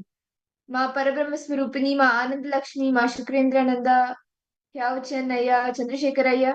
Each of you can post now. What was the number that you were able to see?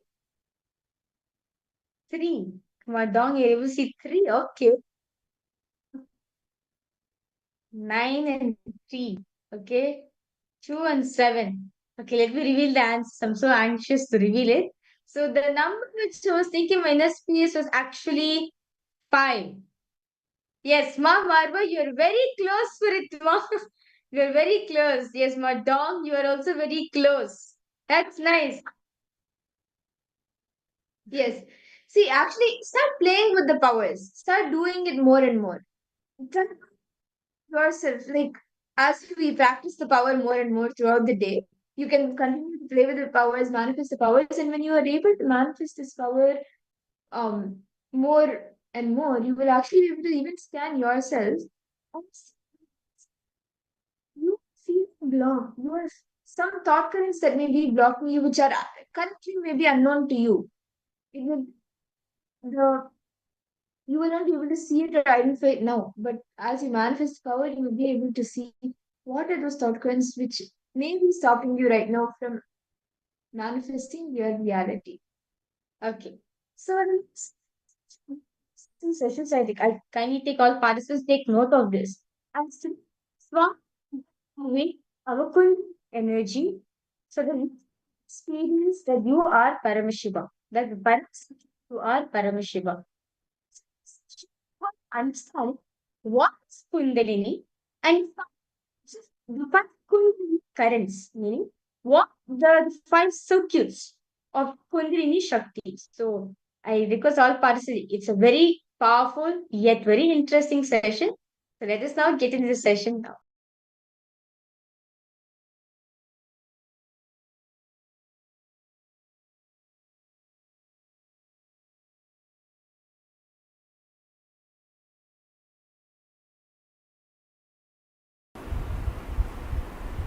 You need to understand this fundamental truth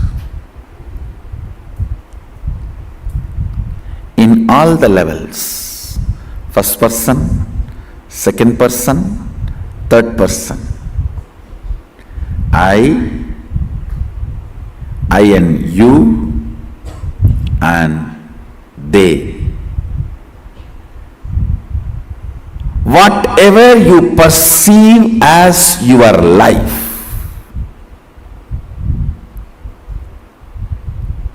whatever you perceive as you,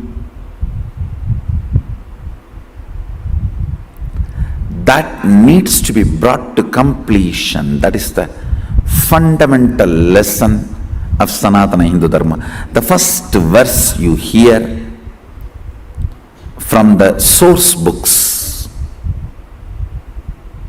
of Hindu tradition, Purnamata Purnamidam Purnat Purnamudachyate Purnasya Purnamadaya Purnamevavasishyate. It is from completion happens completion. From completion, completion comes out and continues to be established in completion. It's not mathematics, understand? It is not logic of numbers.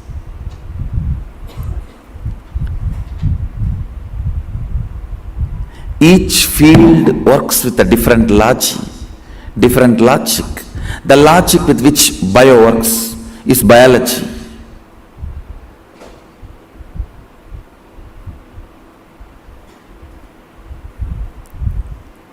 Each field has its own logic. This verse is logic of cosmos, logic of existence. In the space of completion, completion is established. From the space of completion, completion manifests. When the completion is established in the space of completion, completion remains as completion.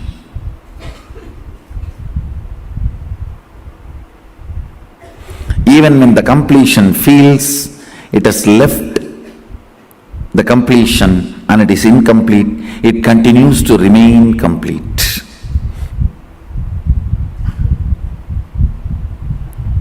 It's a logic of consciousness, logic of the cosmos. Today you will understand how the logic of the consciousness need to apply to you.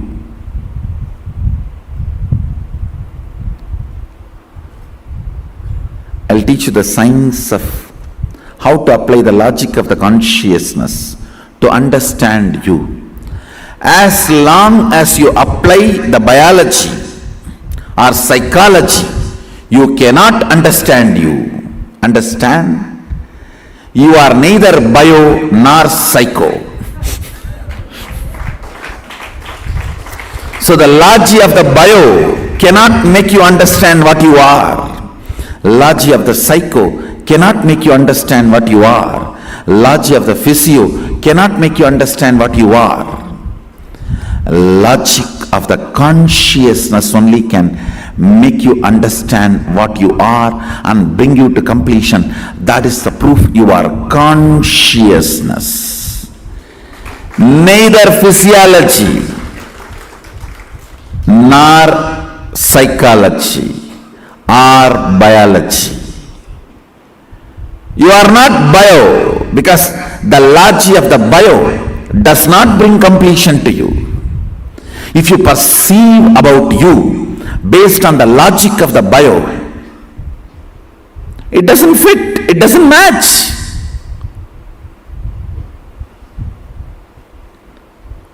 Tons of conflict, contradictions. In Karnataka, there is a beautiful story. Once Garuda comes down to planet Earth and sees so many Vishnu temples, and every temple priest claims he is the real original Vishnu. Garuda was confused and he wanted to know where the real Vishnu is standing. Vishnu gives him darshan and says, "Hey, you have my crown. Bring that crown and fit on every deity. Where it fits, that's me."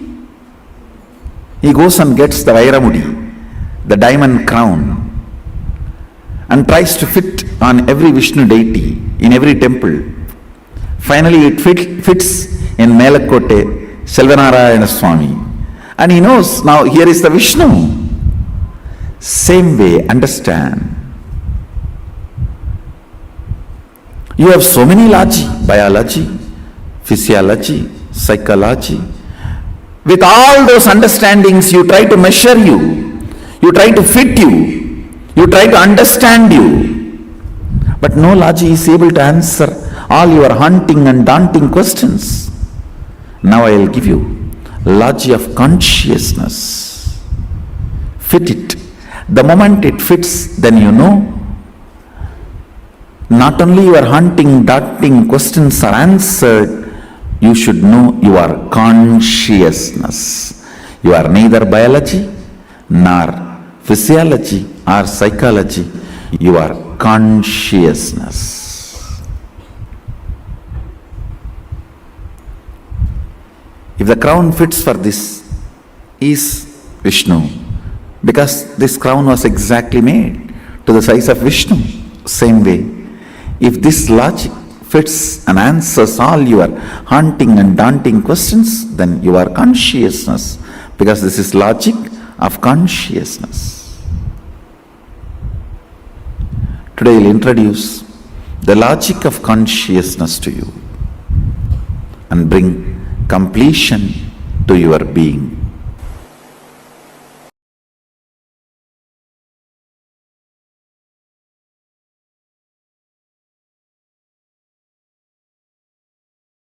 Patanjali's Yoga Sutras, 162nd Sutra, in 3rd chapter, 56th verse. Transition to superconsciousness. Subject is transition to superconsciousness. Let me enter into the sutra. Sattva Purushayo Suddhihi Samye Kaivalyam.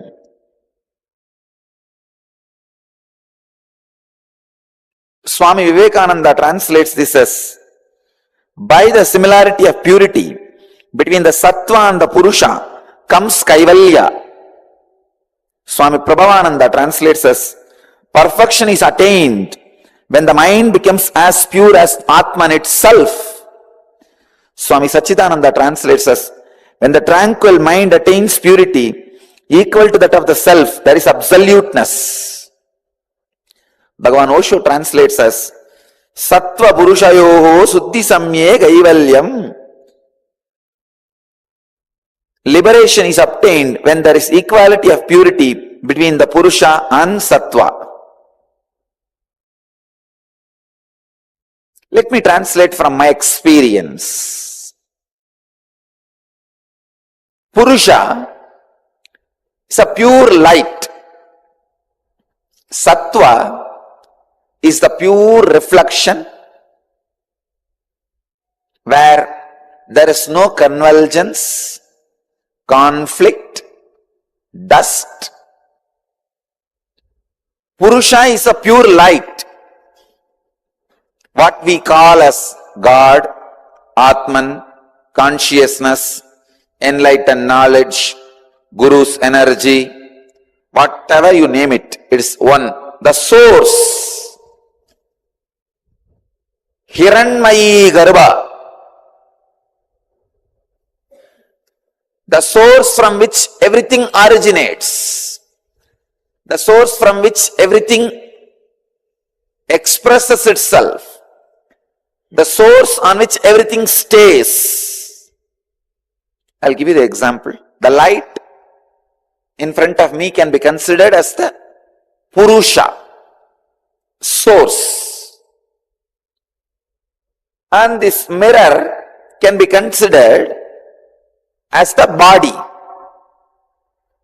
The exact reflection of that light, where it falls, you can see now the reflection falls and the reflection reflects on the wall. The reflection area exactly where you see the reflection of the pure light, that is called Sattva, innermost intelligence. And the reflection of this reflection which you see on the wall, that is what the world you experience. Please understand. This is Purusha, God, the pure light. Self-effulgent, Sutta Swayam Prakasa Jyoti. A great saint of the 19th century named Vadalur Vallalar lived in Tamil Nadu, calls this Purusha as Swayam Prakasa, self-effulgent, pure light, pure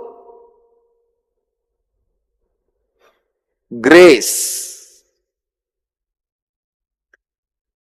The light is the soul, Purusha. This reflection is Sattva. This mirror is the body, and the reflection when it falls on the wall, that is called world, and the wall is nature, Prakriti. If there is a small disturbance in the mirror, means broken or dust, impure, the reflection, Sattva, will not be proper. Now, if the reflection is not proper, Sattva is not proper, you will never be able to experience the source. Enlightenment means this deflected reflection, instead of falling on the wall, if it falls back on the light source, it is enlightenment. Understand? This is the body, that is the Atman. The reflection, exact reflection spot is Sattva. Now you can see that light is falling on the wall, the deflected reflection. It falls on the wall. Now this light, this mirror, this body is not enlightened. It is in ignorance. But slowly that guy is trying to move, becoming ashramite, and slowly becoming closer. Now he is enlightened. Even with a little bit of dust, a master can make deflection to make fall on the source.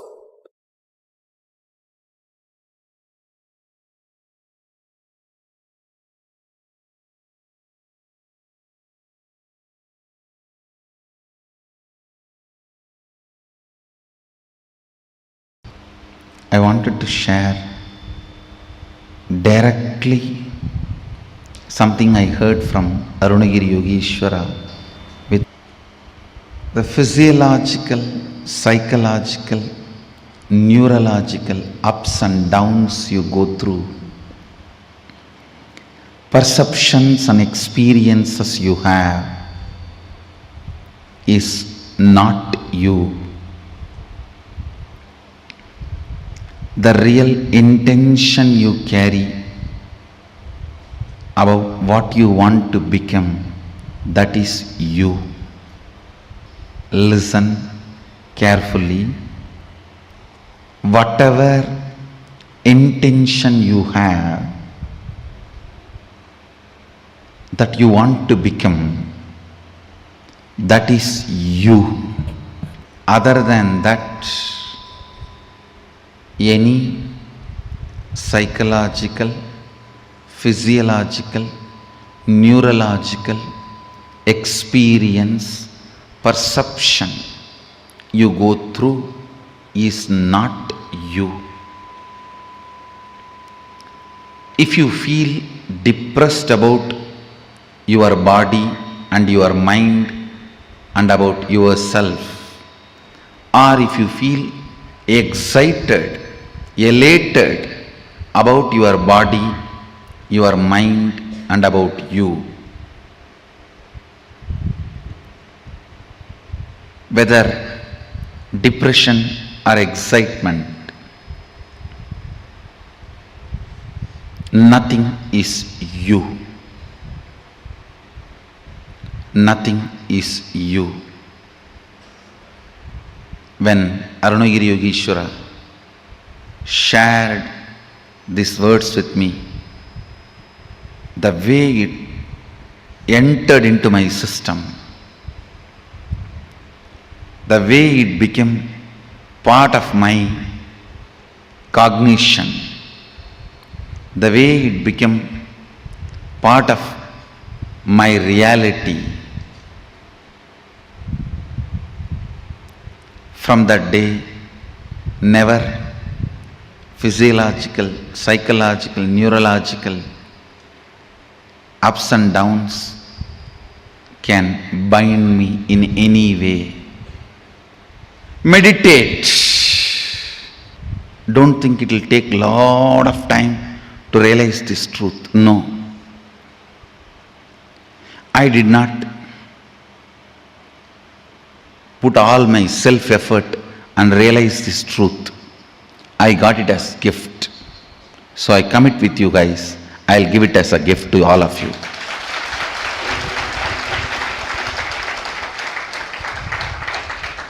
Ultimately, I received it as a gift. Because I received as a gift, I am bound to give it as a gift. That is the way I show gratitude to my gurus. Understand. I'll support you in every possible way for you to realize this truth. Decide from now. Declare it to yourself and others. Declare it to yourself and your teamily. I am just my intention to be. Other than my intention to be,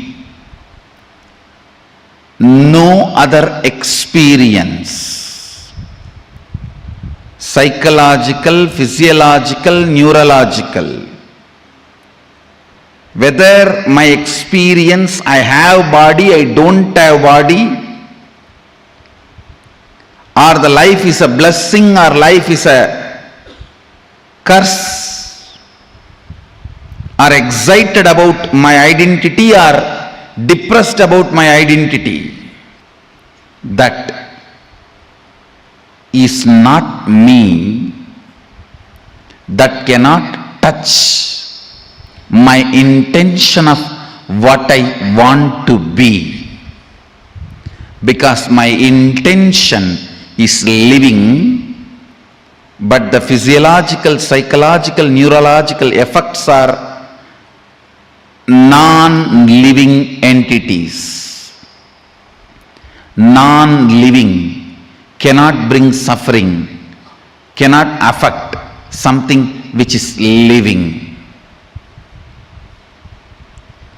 Non-living cannot affect something which is living.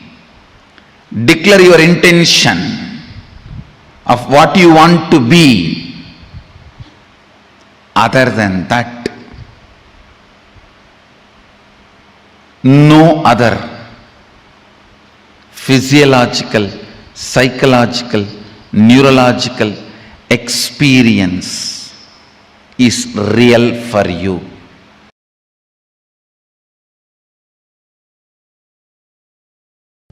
The thought current which can liberate you from all the thought currents. I should not even say thought current, it's like a Kundalini current which can liberate you from all thought currents. I'll remind you all, I am what my intention to be. Anything other than that, physiological, psychological, neurological ups and downs are not me. Now today, few organic fertilizers to grow this thought current. Organic fertilizers to grow this Kundalini current. Thought current is too poor word. Whatever liberates you can't be called as thought currents. That is Kundalini current. Every Kundalini current make your whole system as bliss pot. Your whole blood, bone marrow, everything becomes such beautiful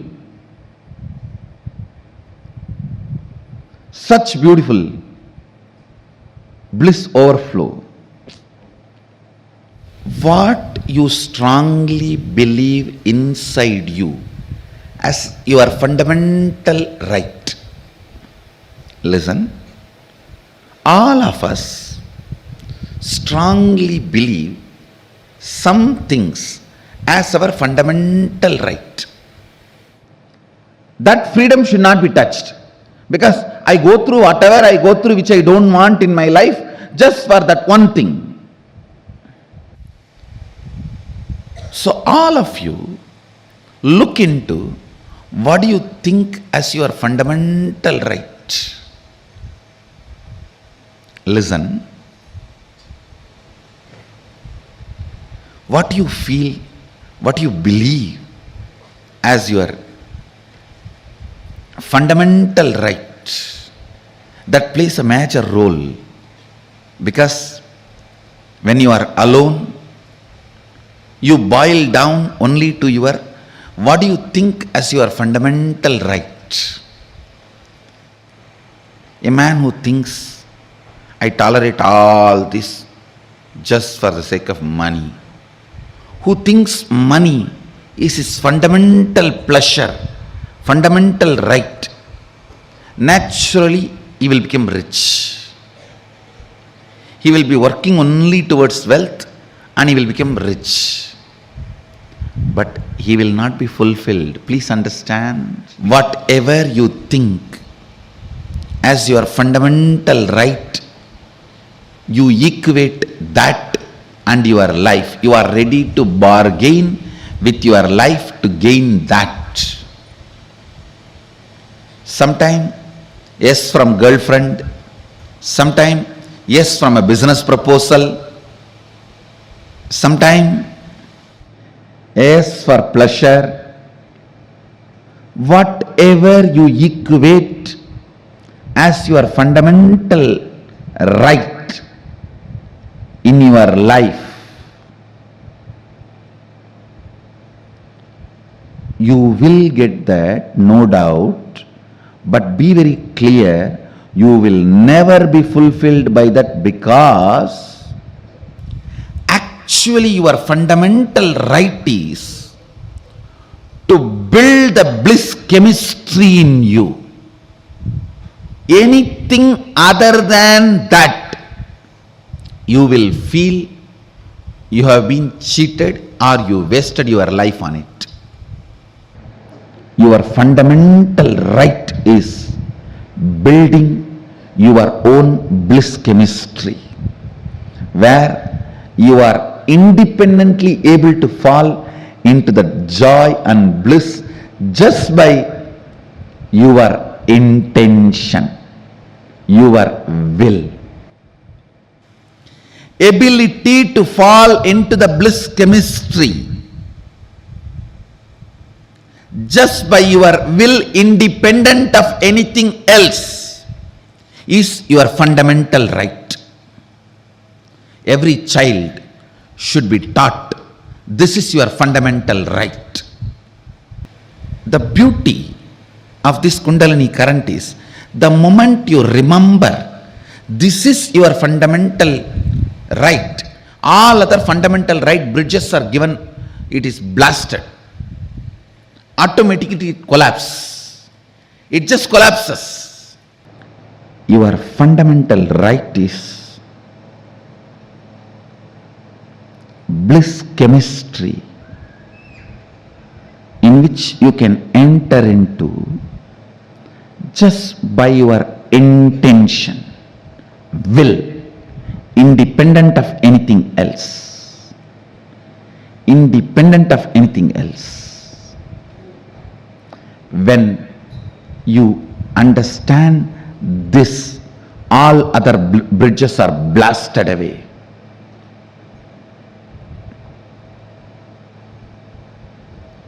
It is not to be practiced, just but to be decided. Understand?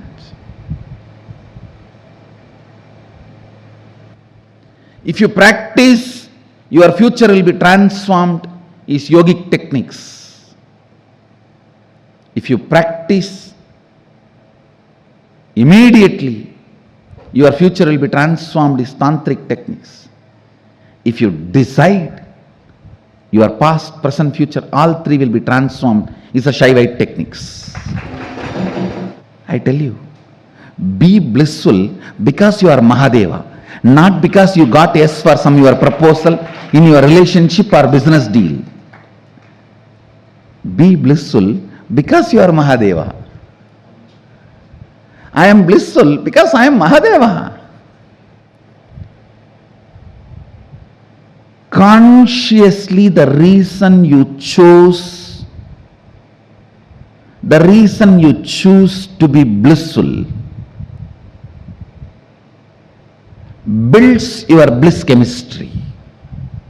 Consciously you build the bliss chemistry. I am joyful because I am Mahadeva.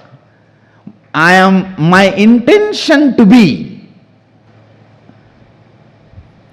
This consciously deciding to be joyful because your intention to be is building bliss chemistry in you, independent of anything external.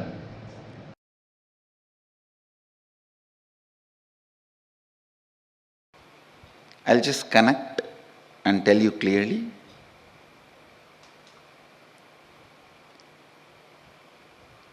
First thought current I gave you is, you are your intention, nothing else. Neither physiological nor psychological or neurological experiences are you. You are beyond all of that.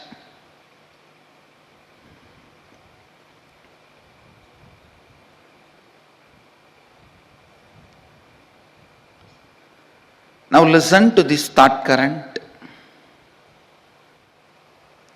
Everything your life is made of is your very expression, Listen, everything your life is made of is your very expression, experientially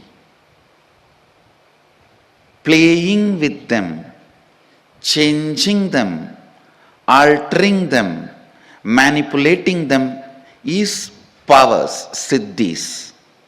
Understanding, no need to play with any of this, you are beyond, and going beyond is enlightenment.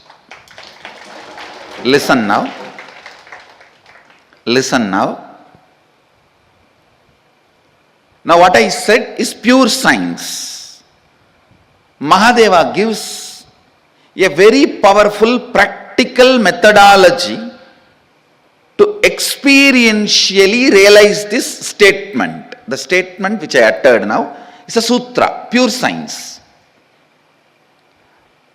Whatever you see in your life, including the walls of this hall and me sitting in front of you, this throne, your chair, the people sitting around you, everything is made of a material which is from inside you.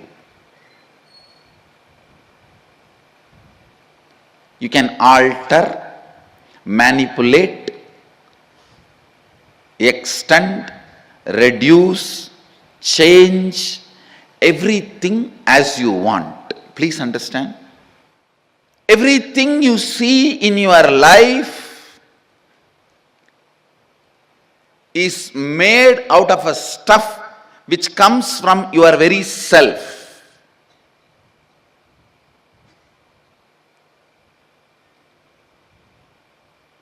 The wax, the material in which your waking state is made and your dream state is made, that material is from you, inside you, just like cobweb. It's from you, the material is manifested. Listen. Mahadeva says,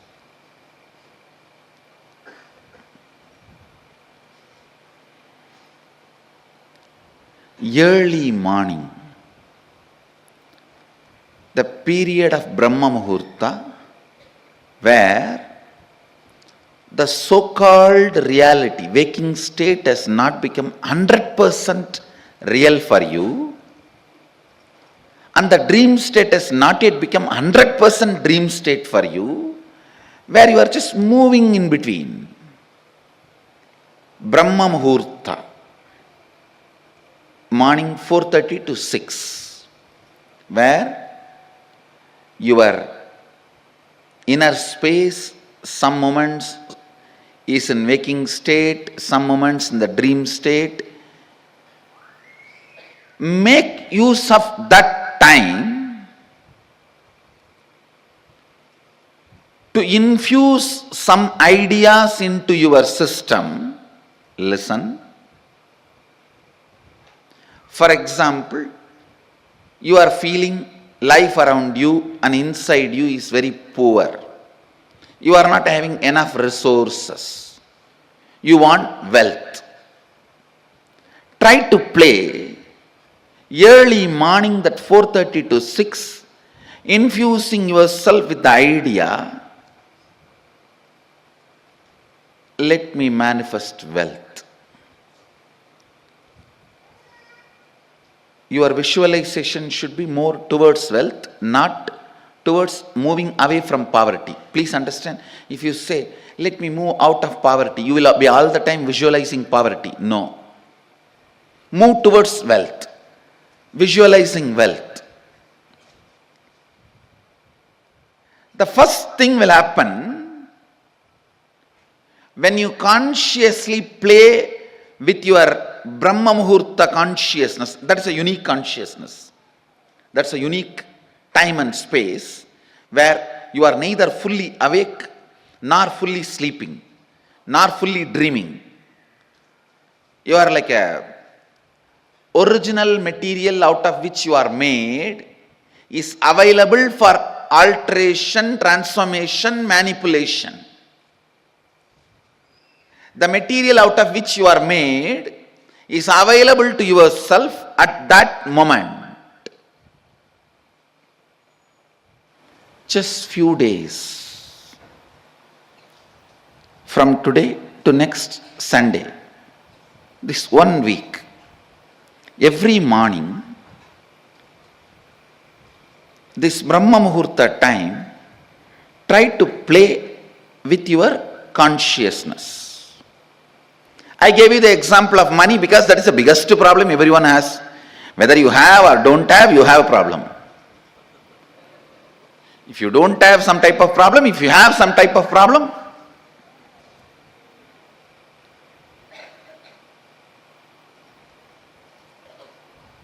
you can work on even your health.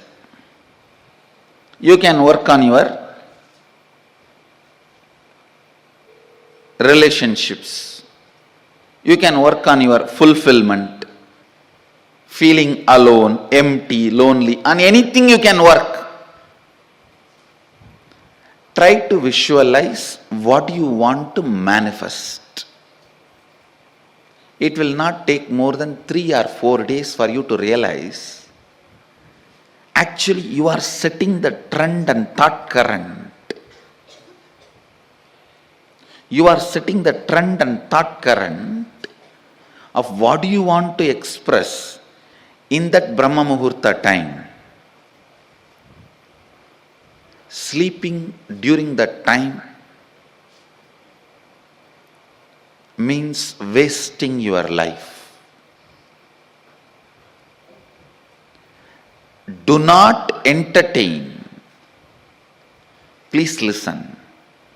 Do not entertain the thought currents which are not directly conducive for your life at those moments. Because whatever you entertain during that time will become part of you. Now play with this thought current, this Kundalini thought current. The first realization you will have is your whole life is not solid as you think, it is just liquid or semi-solid. It is liquid or semi-solid. You can manipulate it. You can manifest it. You can play around with it.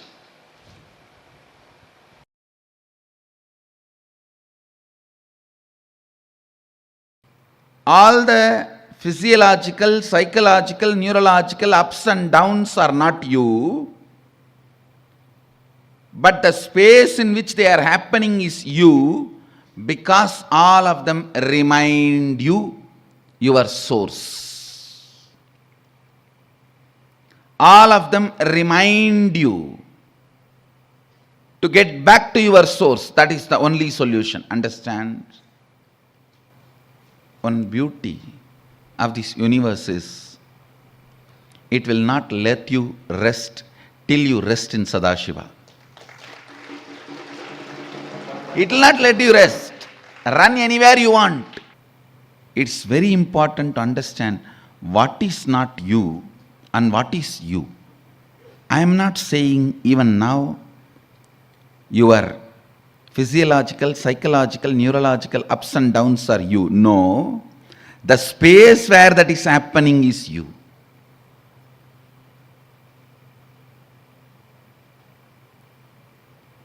Your guests are not you, but the space where they are staying is you. This revelation, this thought current is very important for you to create yourself as you want. First of all, you should know what is you and what is not you, so that you know what is you, which is the source material. Your physiological, psychological, neurological ups and downs are not you. Means, whether you feel sexually aroused or frightened and shrinking, or filled with the excitement of that future victory, or shaken by the fear of future failure, all these are not you, but the material space, stage on which all this dance is performed, that stage is you.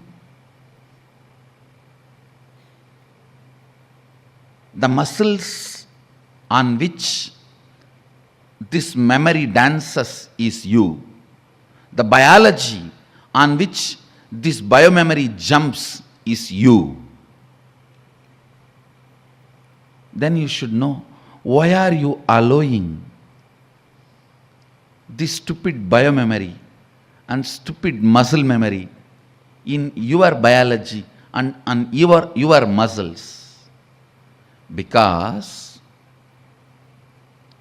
your God particle need to strongly remember it is not particle, it is God. God particle is all the time try to be particle. It need to know you are God, not particle.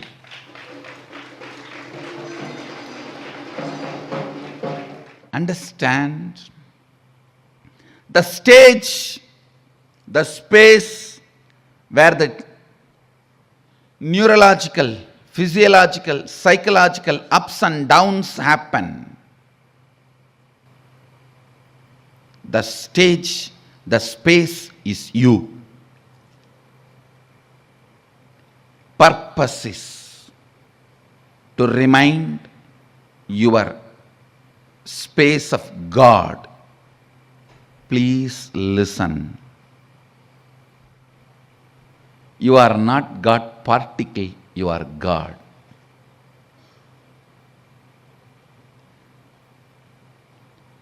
You are not Aham, but you are Sadashivoham. Understand?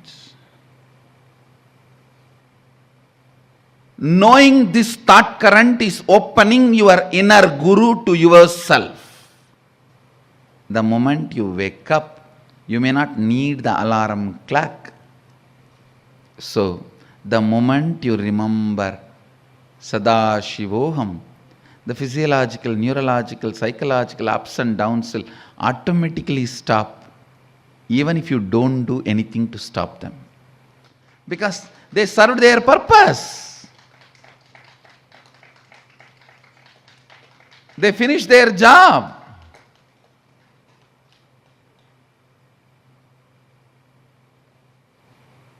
Every fear stroke comes with a message. Remember you. Every desire comes with a message. Get back to you.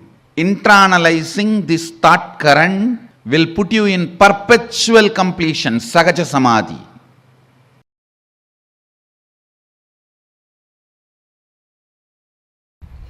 Only when the seeking enters into you, life starts happening. I am seeing many people discuss, express in such a way, they think the lifestyle of seeking is an alternative lifestyle. No. No. It is not alternative lifestyle, it is native lifestyle. Only when the seeking enters, the life itself starts in you. Till then, whatever you may have may be style, but not life.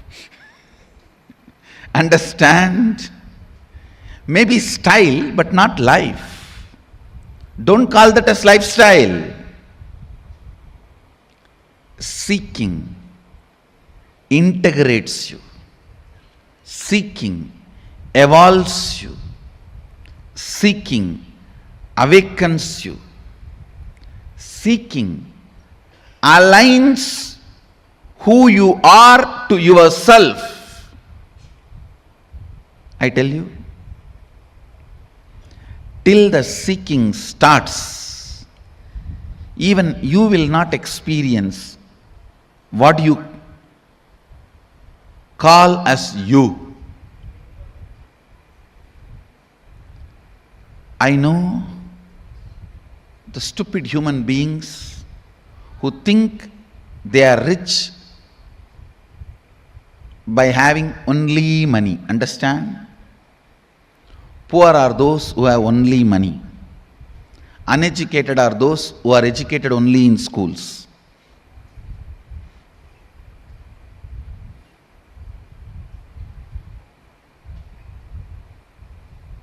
Seeking sets the right standard, right expectation about life.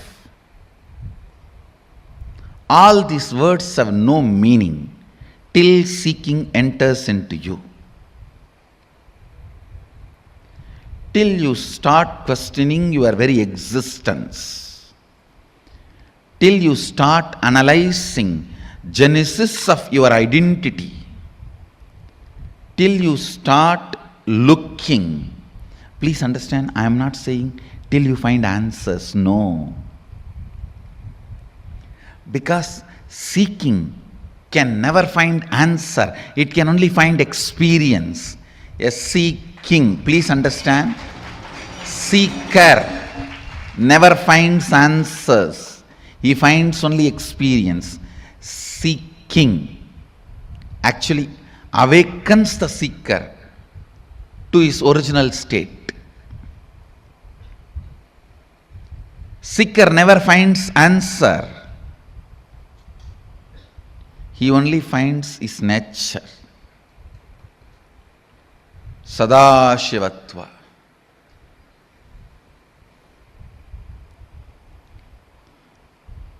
Till seeking penetrates your thinking system, till seeking becomes an important component of your cognition,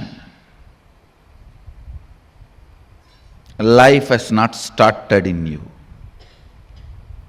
Life starts when seeking becomes your cognition. When the seeking becomes your cognition, everything becomes sweet. Thinking, feeling, working, living, loving, caring, even fighting. Now everything becomes juicy because you have a purpose, you have a reason, you are needed. Truth of the life, sacred secret of the life, the Satya of Sadashiva,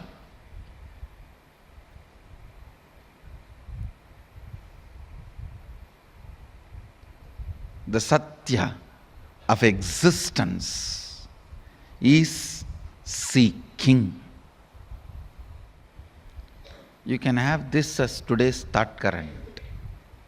Me clarifying your doubts and questions, the points where you are stuck, that is the best Kundalini thought current you can have. What else? Seeking is life. With seeking, life enters in you. Seeking is not alternative lifestyle. It is native lifestyle, need to be kept in altar.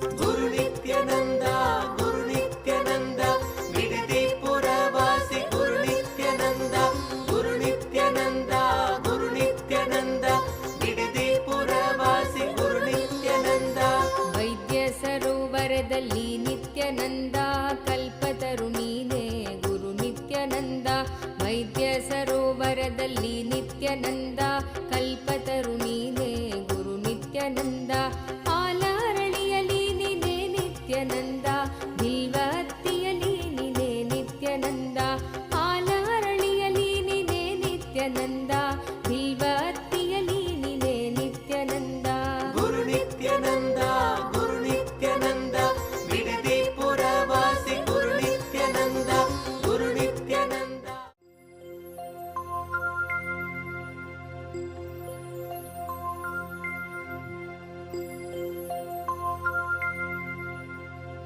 Om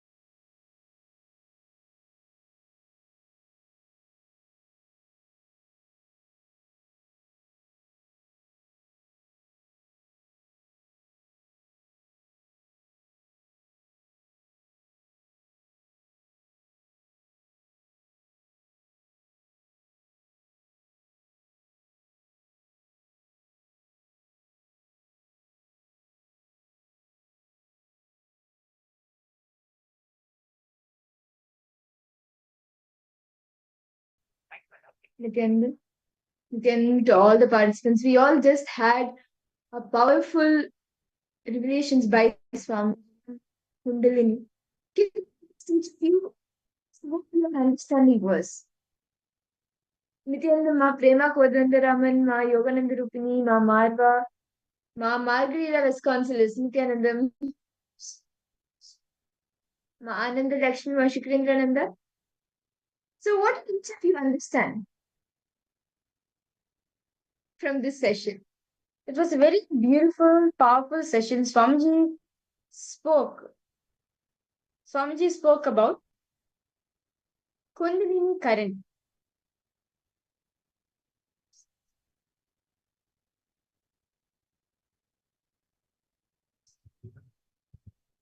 What about Kundalini current?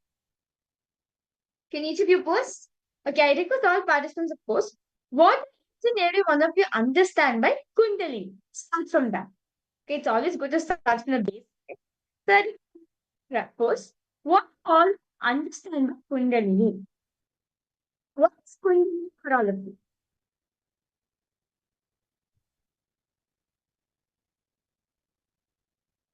Yes, come on. What's the understandings you have? You can post. We request all participants post. Ma Margarita, Ma Lucy Wong, Ma Dong, Chandrasekharaya.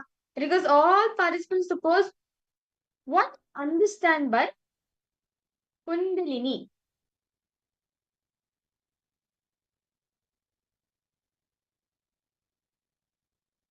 Please take a moment to post.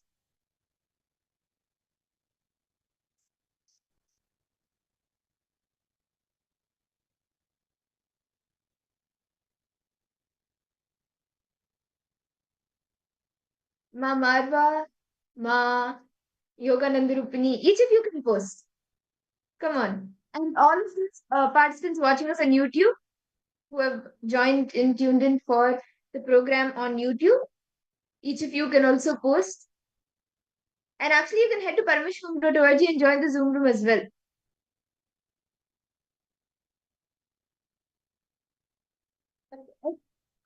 Post. Oh, God. Understand by Kundalini. I see some of you have posted your answers, your understanding. Okay. Kundalini. What is Kundalini for all of you? Kundalini is will and inner. Okay. Kundalini is will. Then that's very nice. Okay, Mara, you asked. Oh, no problem, Ma Jnana Vijnana Priya, no problem. And Ma Jnana Vijnana Priya, you actually just let your mother also attend the program. Listen to Swamiji, what he's revealing. Her health will be healed. She will be healed. Swamiji will heal her. Okay, Mara, you have asked. Okay, you are saying that. I just saw your message, Ma. I'll just read it out.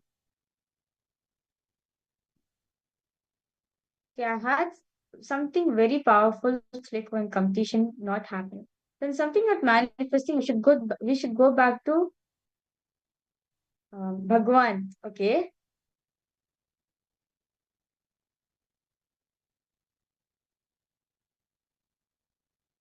Okay, we should go back to Bhagwan's teachings again and again, and through tapas and tyaga, inner renunciation and incompletion and pain, outer world work and responsibilities to achieve the goals. It's possible being manifesting powers. Anything good in the world. Thank you, Swami. Wow.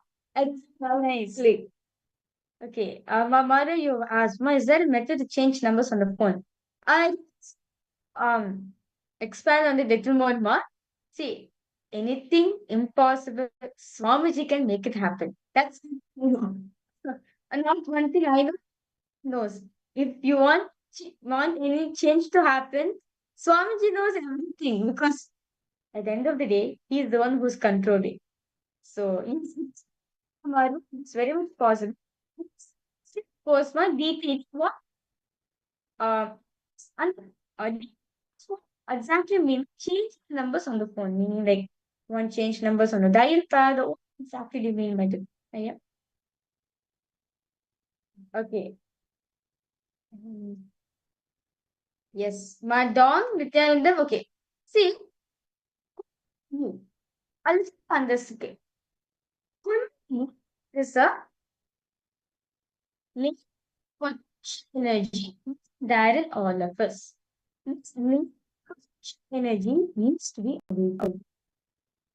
So it's not consciousness or physiological, psychological, neurological ups and downs are not you, but this they are happening is you because all remind you about your source. All of them remind you to get back to your source. Okay. Now, Marva, you're saying that you're going through something and you wanted Swamiji's help. So it's not what going through your life. It's not just for Marva, look, for everyone, all the participants, for everyone. It's not moving for if you're stagnant, if you're stuck, right? Understand? Remind you, then remind her to go back to Swamiji. Get back to your source. All the ups and downs that we go through is not us. It is only, see, something recently in the satsang also revealed, right? Like all the psychological, physiological ups and downs that we go through is not us. They're only reminding us to go to our source, and all of that is just a nightmare. It is responsible. See, the what go to a specific state is not us, but go our decision. So understand? Yes, that's actually Mamaru. What you're saying, like what you're saying was literally what Swami was saying.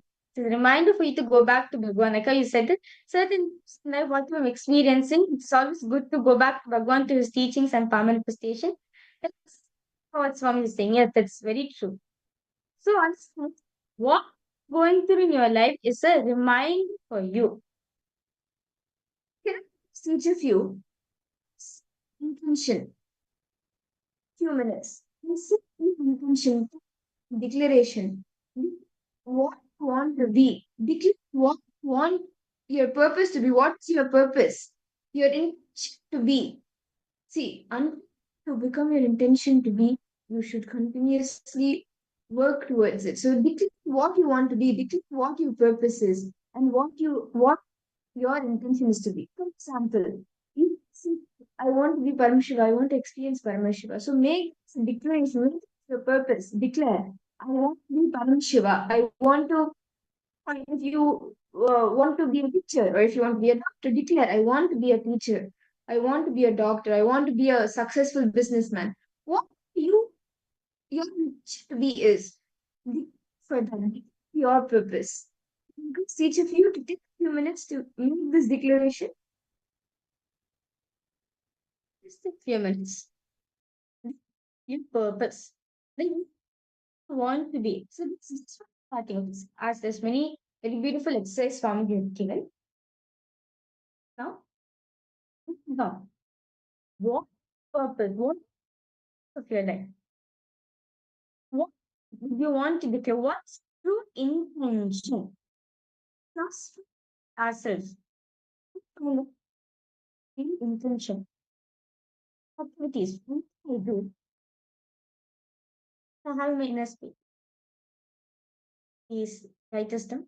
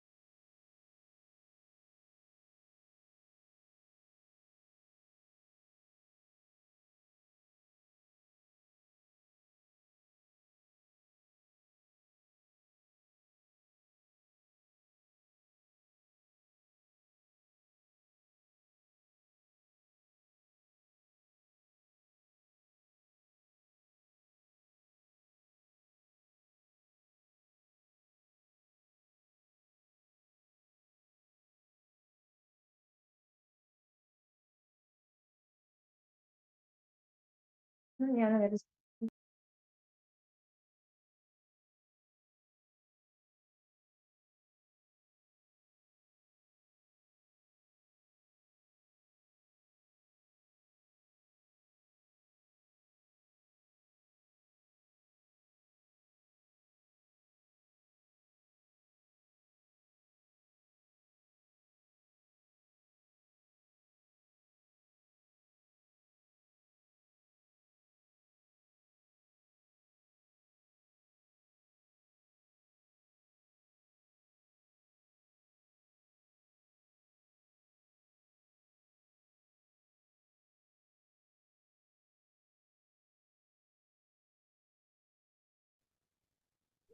I hope each of you have been able to make a powerful declaration to set your intention to manifest what you want. Can I request? Okay. This was the post. Whatever you've written, your intention. What intention you have, you can post it. Yes. Malisi Wong, Nithyanandam. Nithyanandam, how are you? Nithyanandam, Malisi Wong. Manning Wong. Nithyanandam to you too. Manning, Nithyanandam. Okay. Ma Kixi Wang. Yes, Nithyanandam, Ma. Lisi Wong, how are you, Ma? Very nice to see you. How is your daughter, Ma?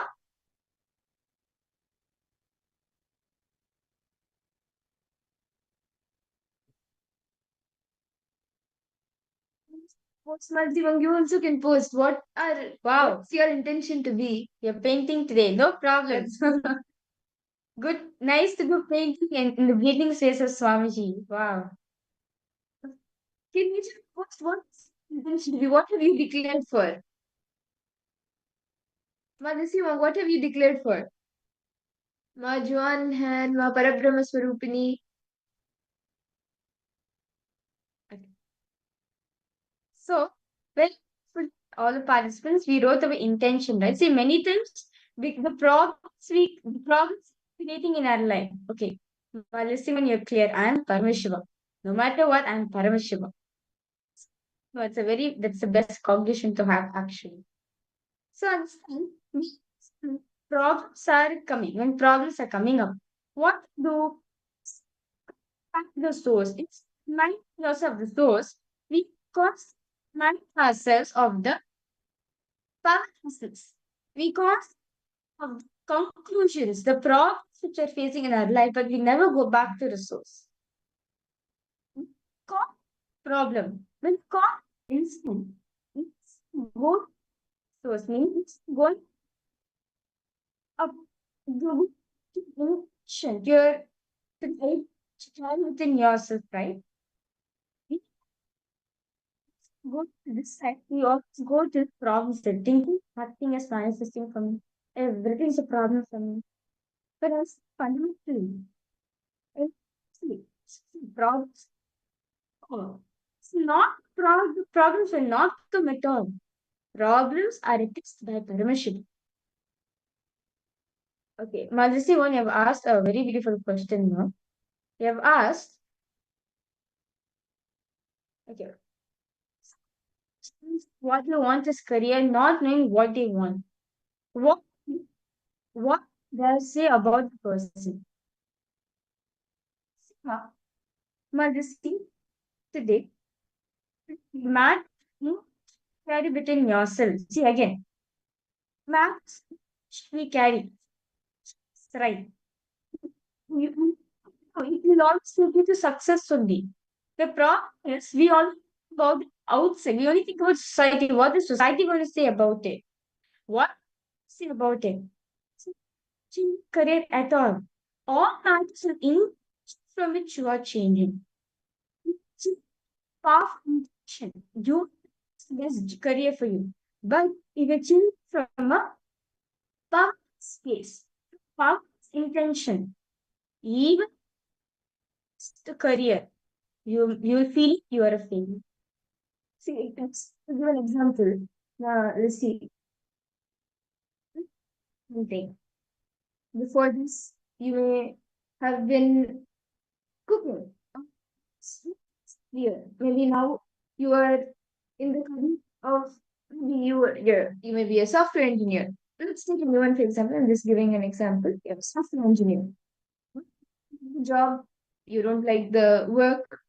So change my business. Let me become an artist. Let me become a painter.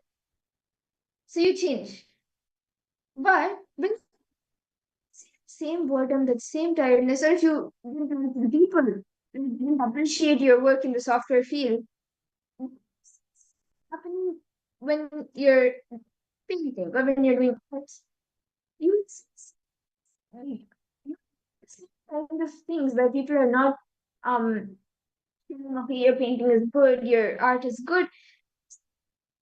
You will hold on to it and you'll say, no, this career is also not for me. Let me change.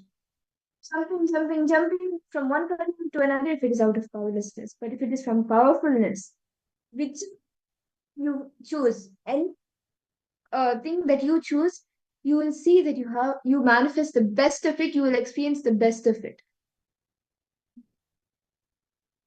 So as all participants understand, the intention in which we work matters a lot. Okay. You have asked a very beautiful question actually. Okay. There is thing about one thing we are meant to do. We do what we're meant to do, be happy, or able to ascend when we passed away. Okay. See now, one thing is actually what you are meant for something. Consciousness, who you are, your life mission you're saying. It's about this, that's mission each and every one of us. But one Swamiji says, you have opportunity, you have right, you have power to design life mission. Parents will say that your life mission is to become a successful dancer. You, as per you, your parents want you to be a successful dancer. No, be a software engineer. I want to be an entrepreneur. I want to start my own company so I can be successful. Change. Your decision how you want it to be. Your understand? You are intention to be. You are not past failures. You are not what society has put for you. You are your intention to be. I understand, Mama. See, you how be how that's the purpose because you are your life. It's I hope this is fine for you.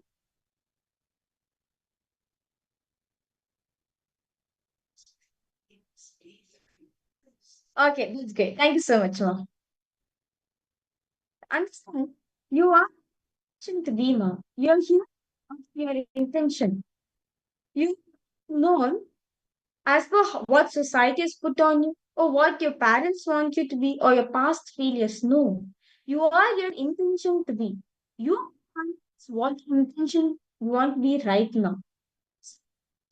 Swamiji says, right now, you can change your life. Right now, you can the life which you want it to be. That's called Ichha Shakti. Me, intention. In yourself. If you want, you manifest. You will succeed wherever you are in life.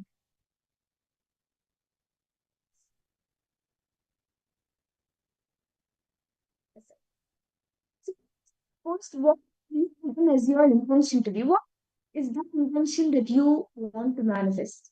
That desire, what you declared for. Okay. Participants to post right now. Detailing logical, physiological, neurological, downs, senses. You have to be who you want to be. This understand? Just aware Swamiji says, just aware what's going wrong, aware responsibilities solves 90% of the problems we are facing. So, aware of ups and downs which is stopping what you call as obstacles, which is stopping you to manifest what you want. Let's just write this intensely, detailing. Please write this down.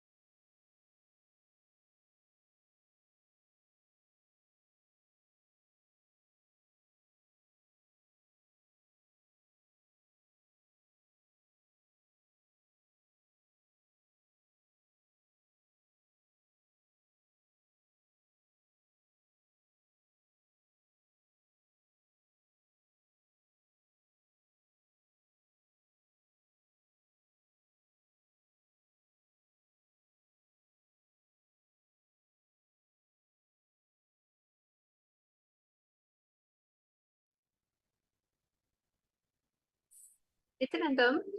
Now, I welcome each and every single one of you for the power manifestation session.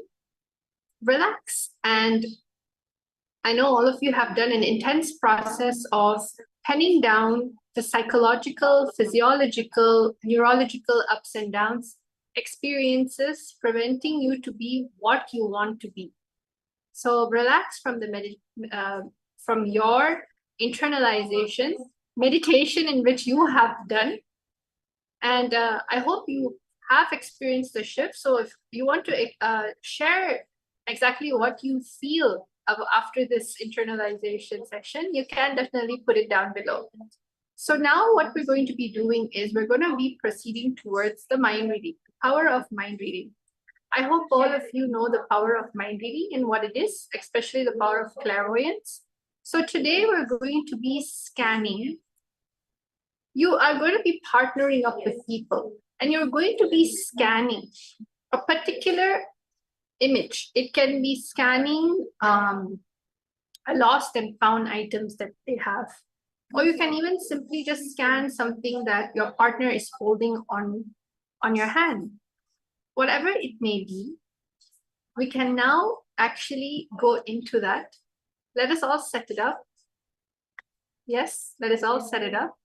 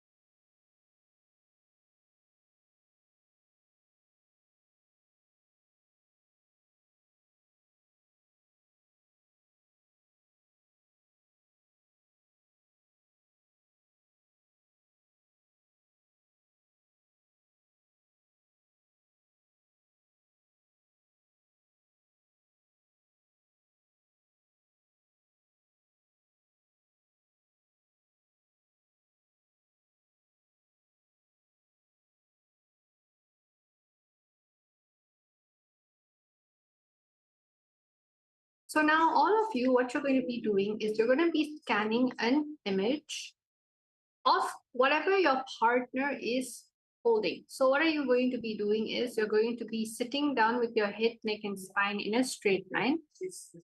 And you're just going to simply connect to Samji in your third eye and start chanting the Mahavakya, Om Nithyananda Paramashivoham.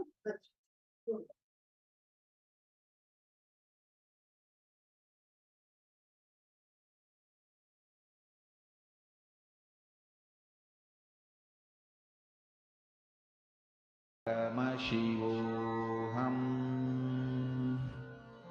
Om Nithyananda Paramashivoham.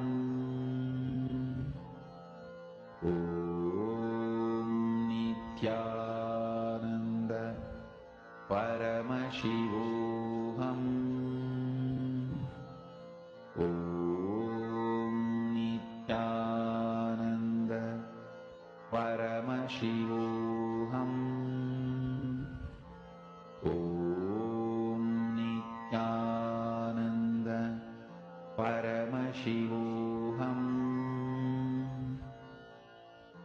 Om Nithyananda Paramashivoham. Om Nithyananda Paramashivoham.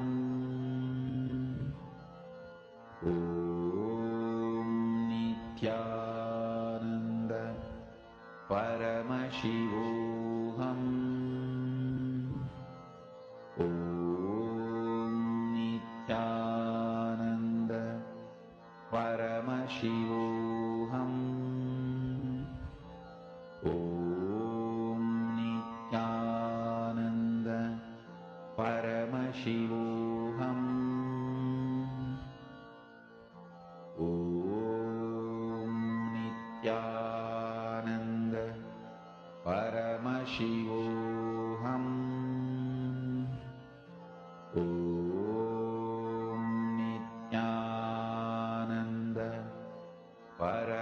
Paramashivoham.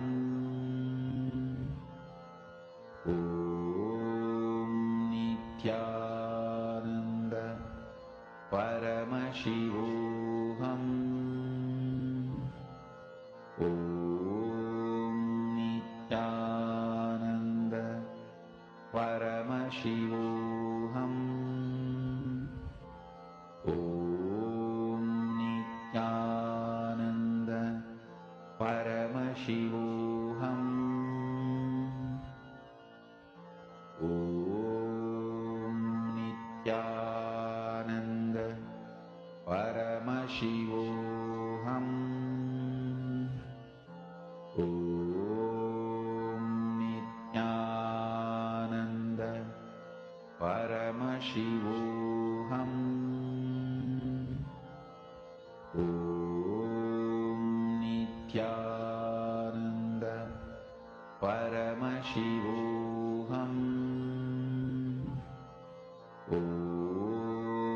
Nithyananda Paramashivoham. Om Nithyananda Paramashivoham. Om Nithyananda Paramashivoham. Om Nithyananda Paramashivoham. Om Nithyananda Paramashivoham. Om Nithyananda Paramashivoham. Om Nithyananda Paramashivoham. Om Nithyananda Paramashivoham. Om Nithyananda Paramashivoham. Om Nithyananda Paramashivoham. Om Nithyananda Paramashivoham. Om Nithyananda Paramashivoham. Om Nithyananda Paramashivoham.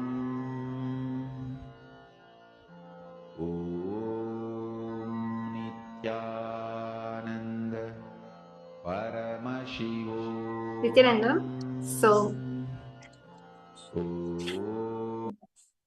all of you can start settling down. Start penning down the image in which your partner was holding and visualizing in her inner space. See, this is an amazing way to utilize this power, because whenever you want to speak to people and you want them to visualize what you have in your inner space, maybe if it's an idea, okay, you need to understand, in order to hold a manifestation that you want to happen, like maybe the best health that you want, the best wealth that you want, the best relationship you want, you have to have the ability, the stamina to hold that visualization till it becomes a reality. So this power is one of the most amazing power you can play with another person. When you hold a certain visualization in your third eye and your partner is able to see what is there that you're holding, whether if it's as it is or the things around it, means all of the characteristics about it, you need to understand that it means the person is a reflection of the part of you that is able to hold that visualization for a really long time. Means you're able to convey what you want extremely easily. It's such an amazing power to have in your life, actually. Anytime, whenever you see people looking at you differently, or maybe they don't have, or they're not able to visualize what it is that you're visualizing, just by manifesting this power, you'll just simply see your frequency raising, your frequency rising. So let us all now go into the power manifestation session for the second round. Chant the Mahavakya, Om Nithyananda Paramashivoham. Nithyananda Paramashivoham. Mahavakya, spiritual lullaby for samadhi, and Suprabhatam, wake up call, wake up song for Paramashiva. This Mahavakya is spiritual lullaby for you to fall into samadhi. Suprabhatam, wake up song for Paramashiva to wake up in you. Just remember this one powerful cognition. This Mahavakya puts me in samadhi. This is spiritual lullaby for samadhi, and Suprabhatam, wake up song for Paramashiva in me, for Paramashiva to manifest. So now, what is each? With this one So now what is each and every single one of you are going to be doing is, you're going to be sitting down with another partner or with the same partner. Ask your partner to visualize something in their third eye. Ask them to keep that visualization alive while remembering Swamiji in the third eye. I'm going to be entangling with all of you. So please do come on camera, be available on camera, and just simply understand, if you have the ability to hold a particular visualization, it means you're a person in life that it has the ability to turn what they visualize into an actual reality. So don't miss out on this power, definitely. Chant the Mahavakya, connect to Swamiji's third eye, connect to your partner's third eye, and see what is the image in which they are holding in the third eye. It can be any image. It can be as simple as a fruit, or it can be about nature. It can be anything in which you want to visualize about. Nithyananda Paramashivoham. Om Nithyananda Paramashivoham. Om Nithyananda Paramashivoham. Om Nithyananda Paramashivoham. Om Nithyananda Paramashivoham. Om Nithyananda Paramashivoham. Om Nithyananda Paramashivoham. Om Nithyananda Paramashivoham. Om Nithyananda Paramashivoham.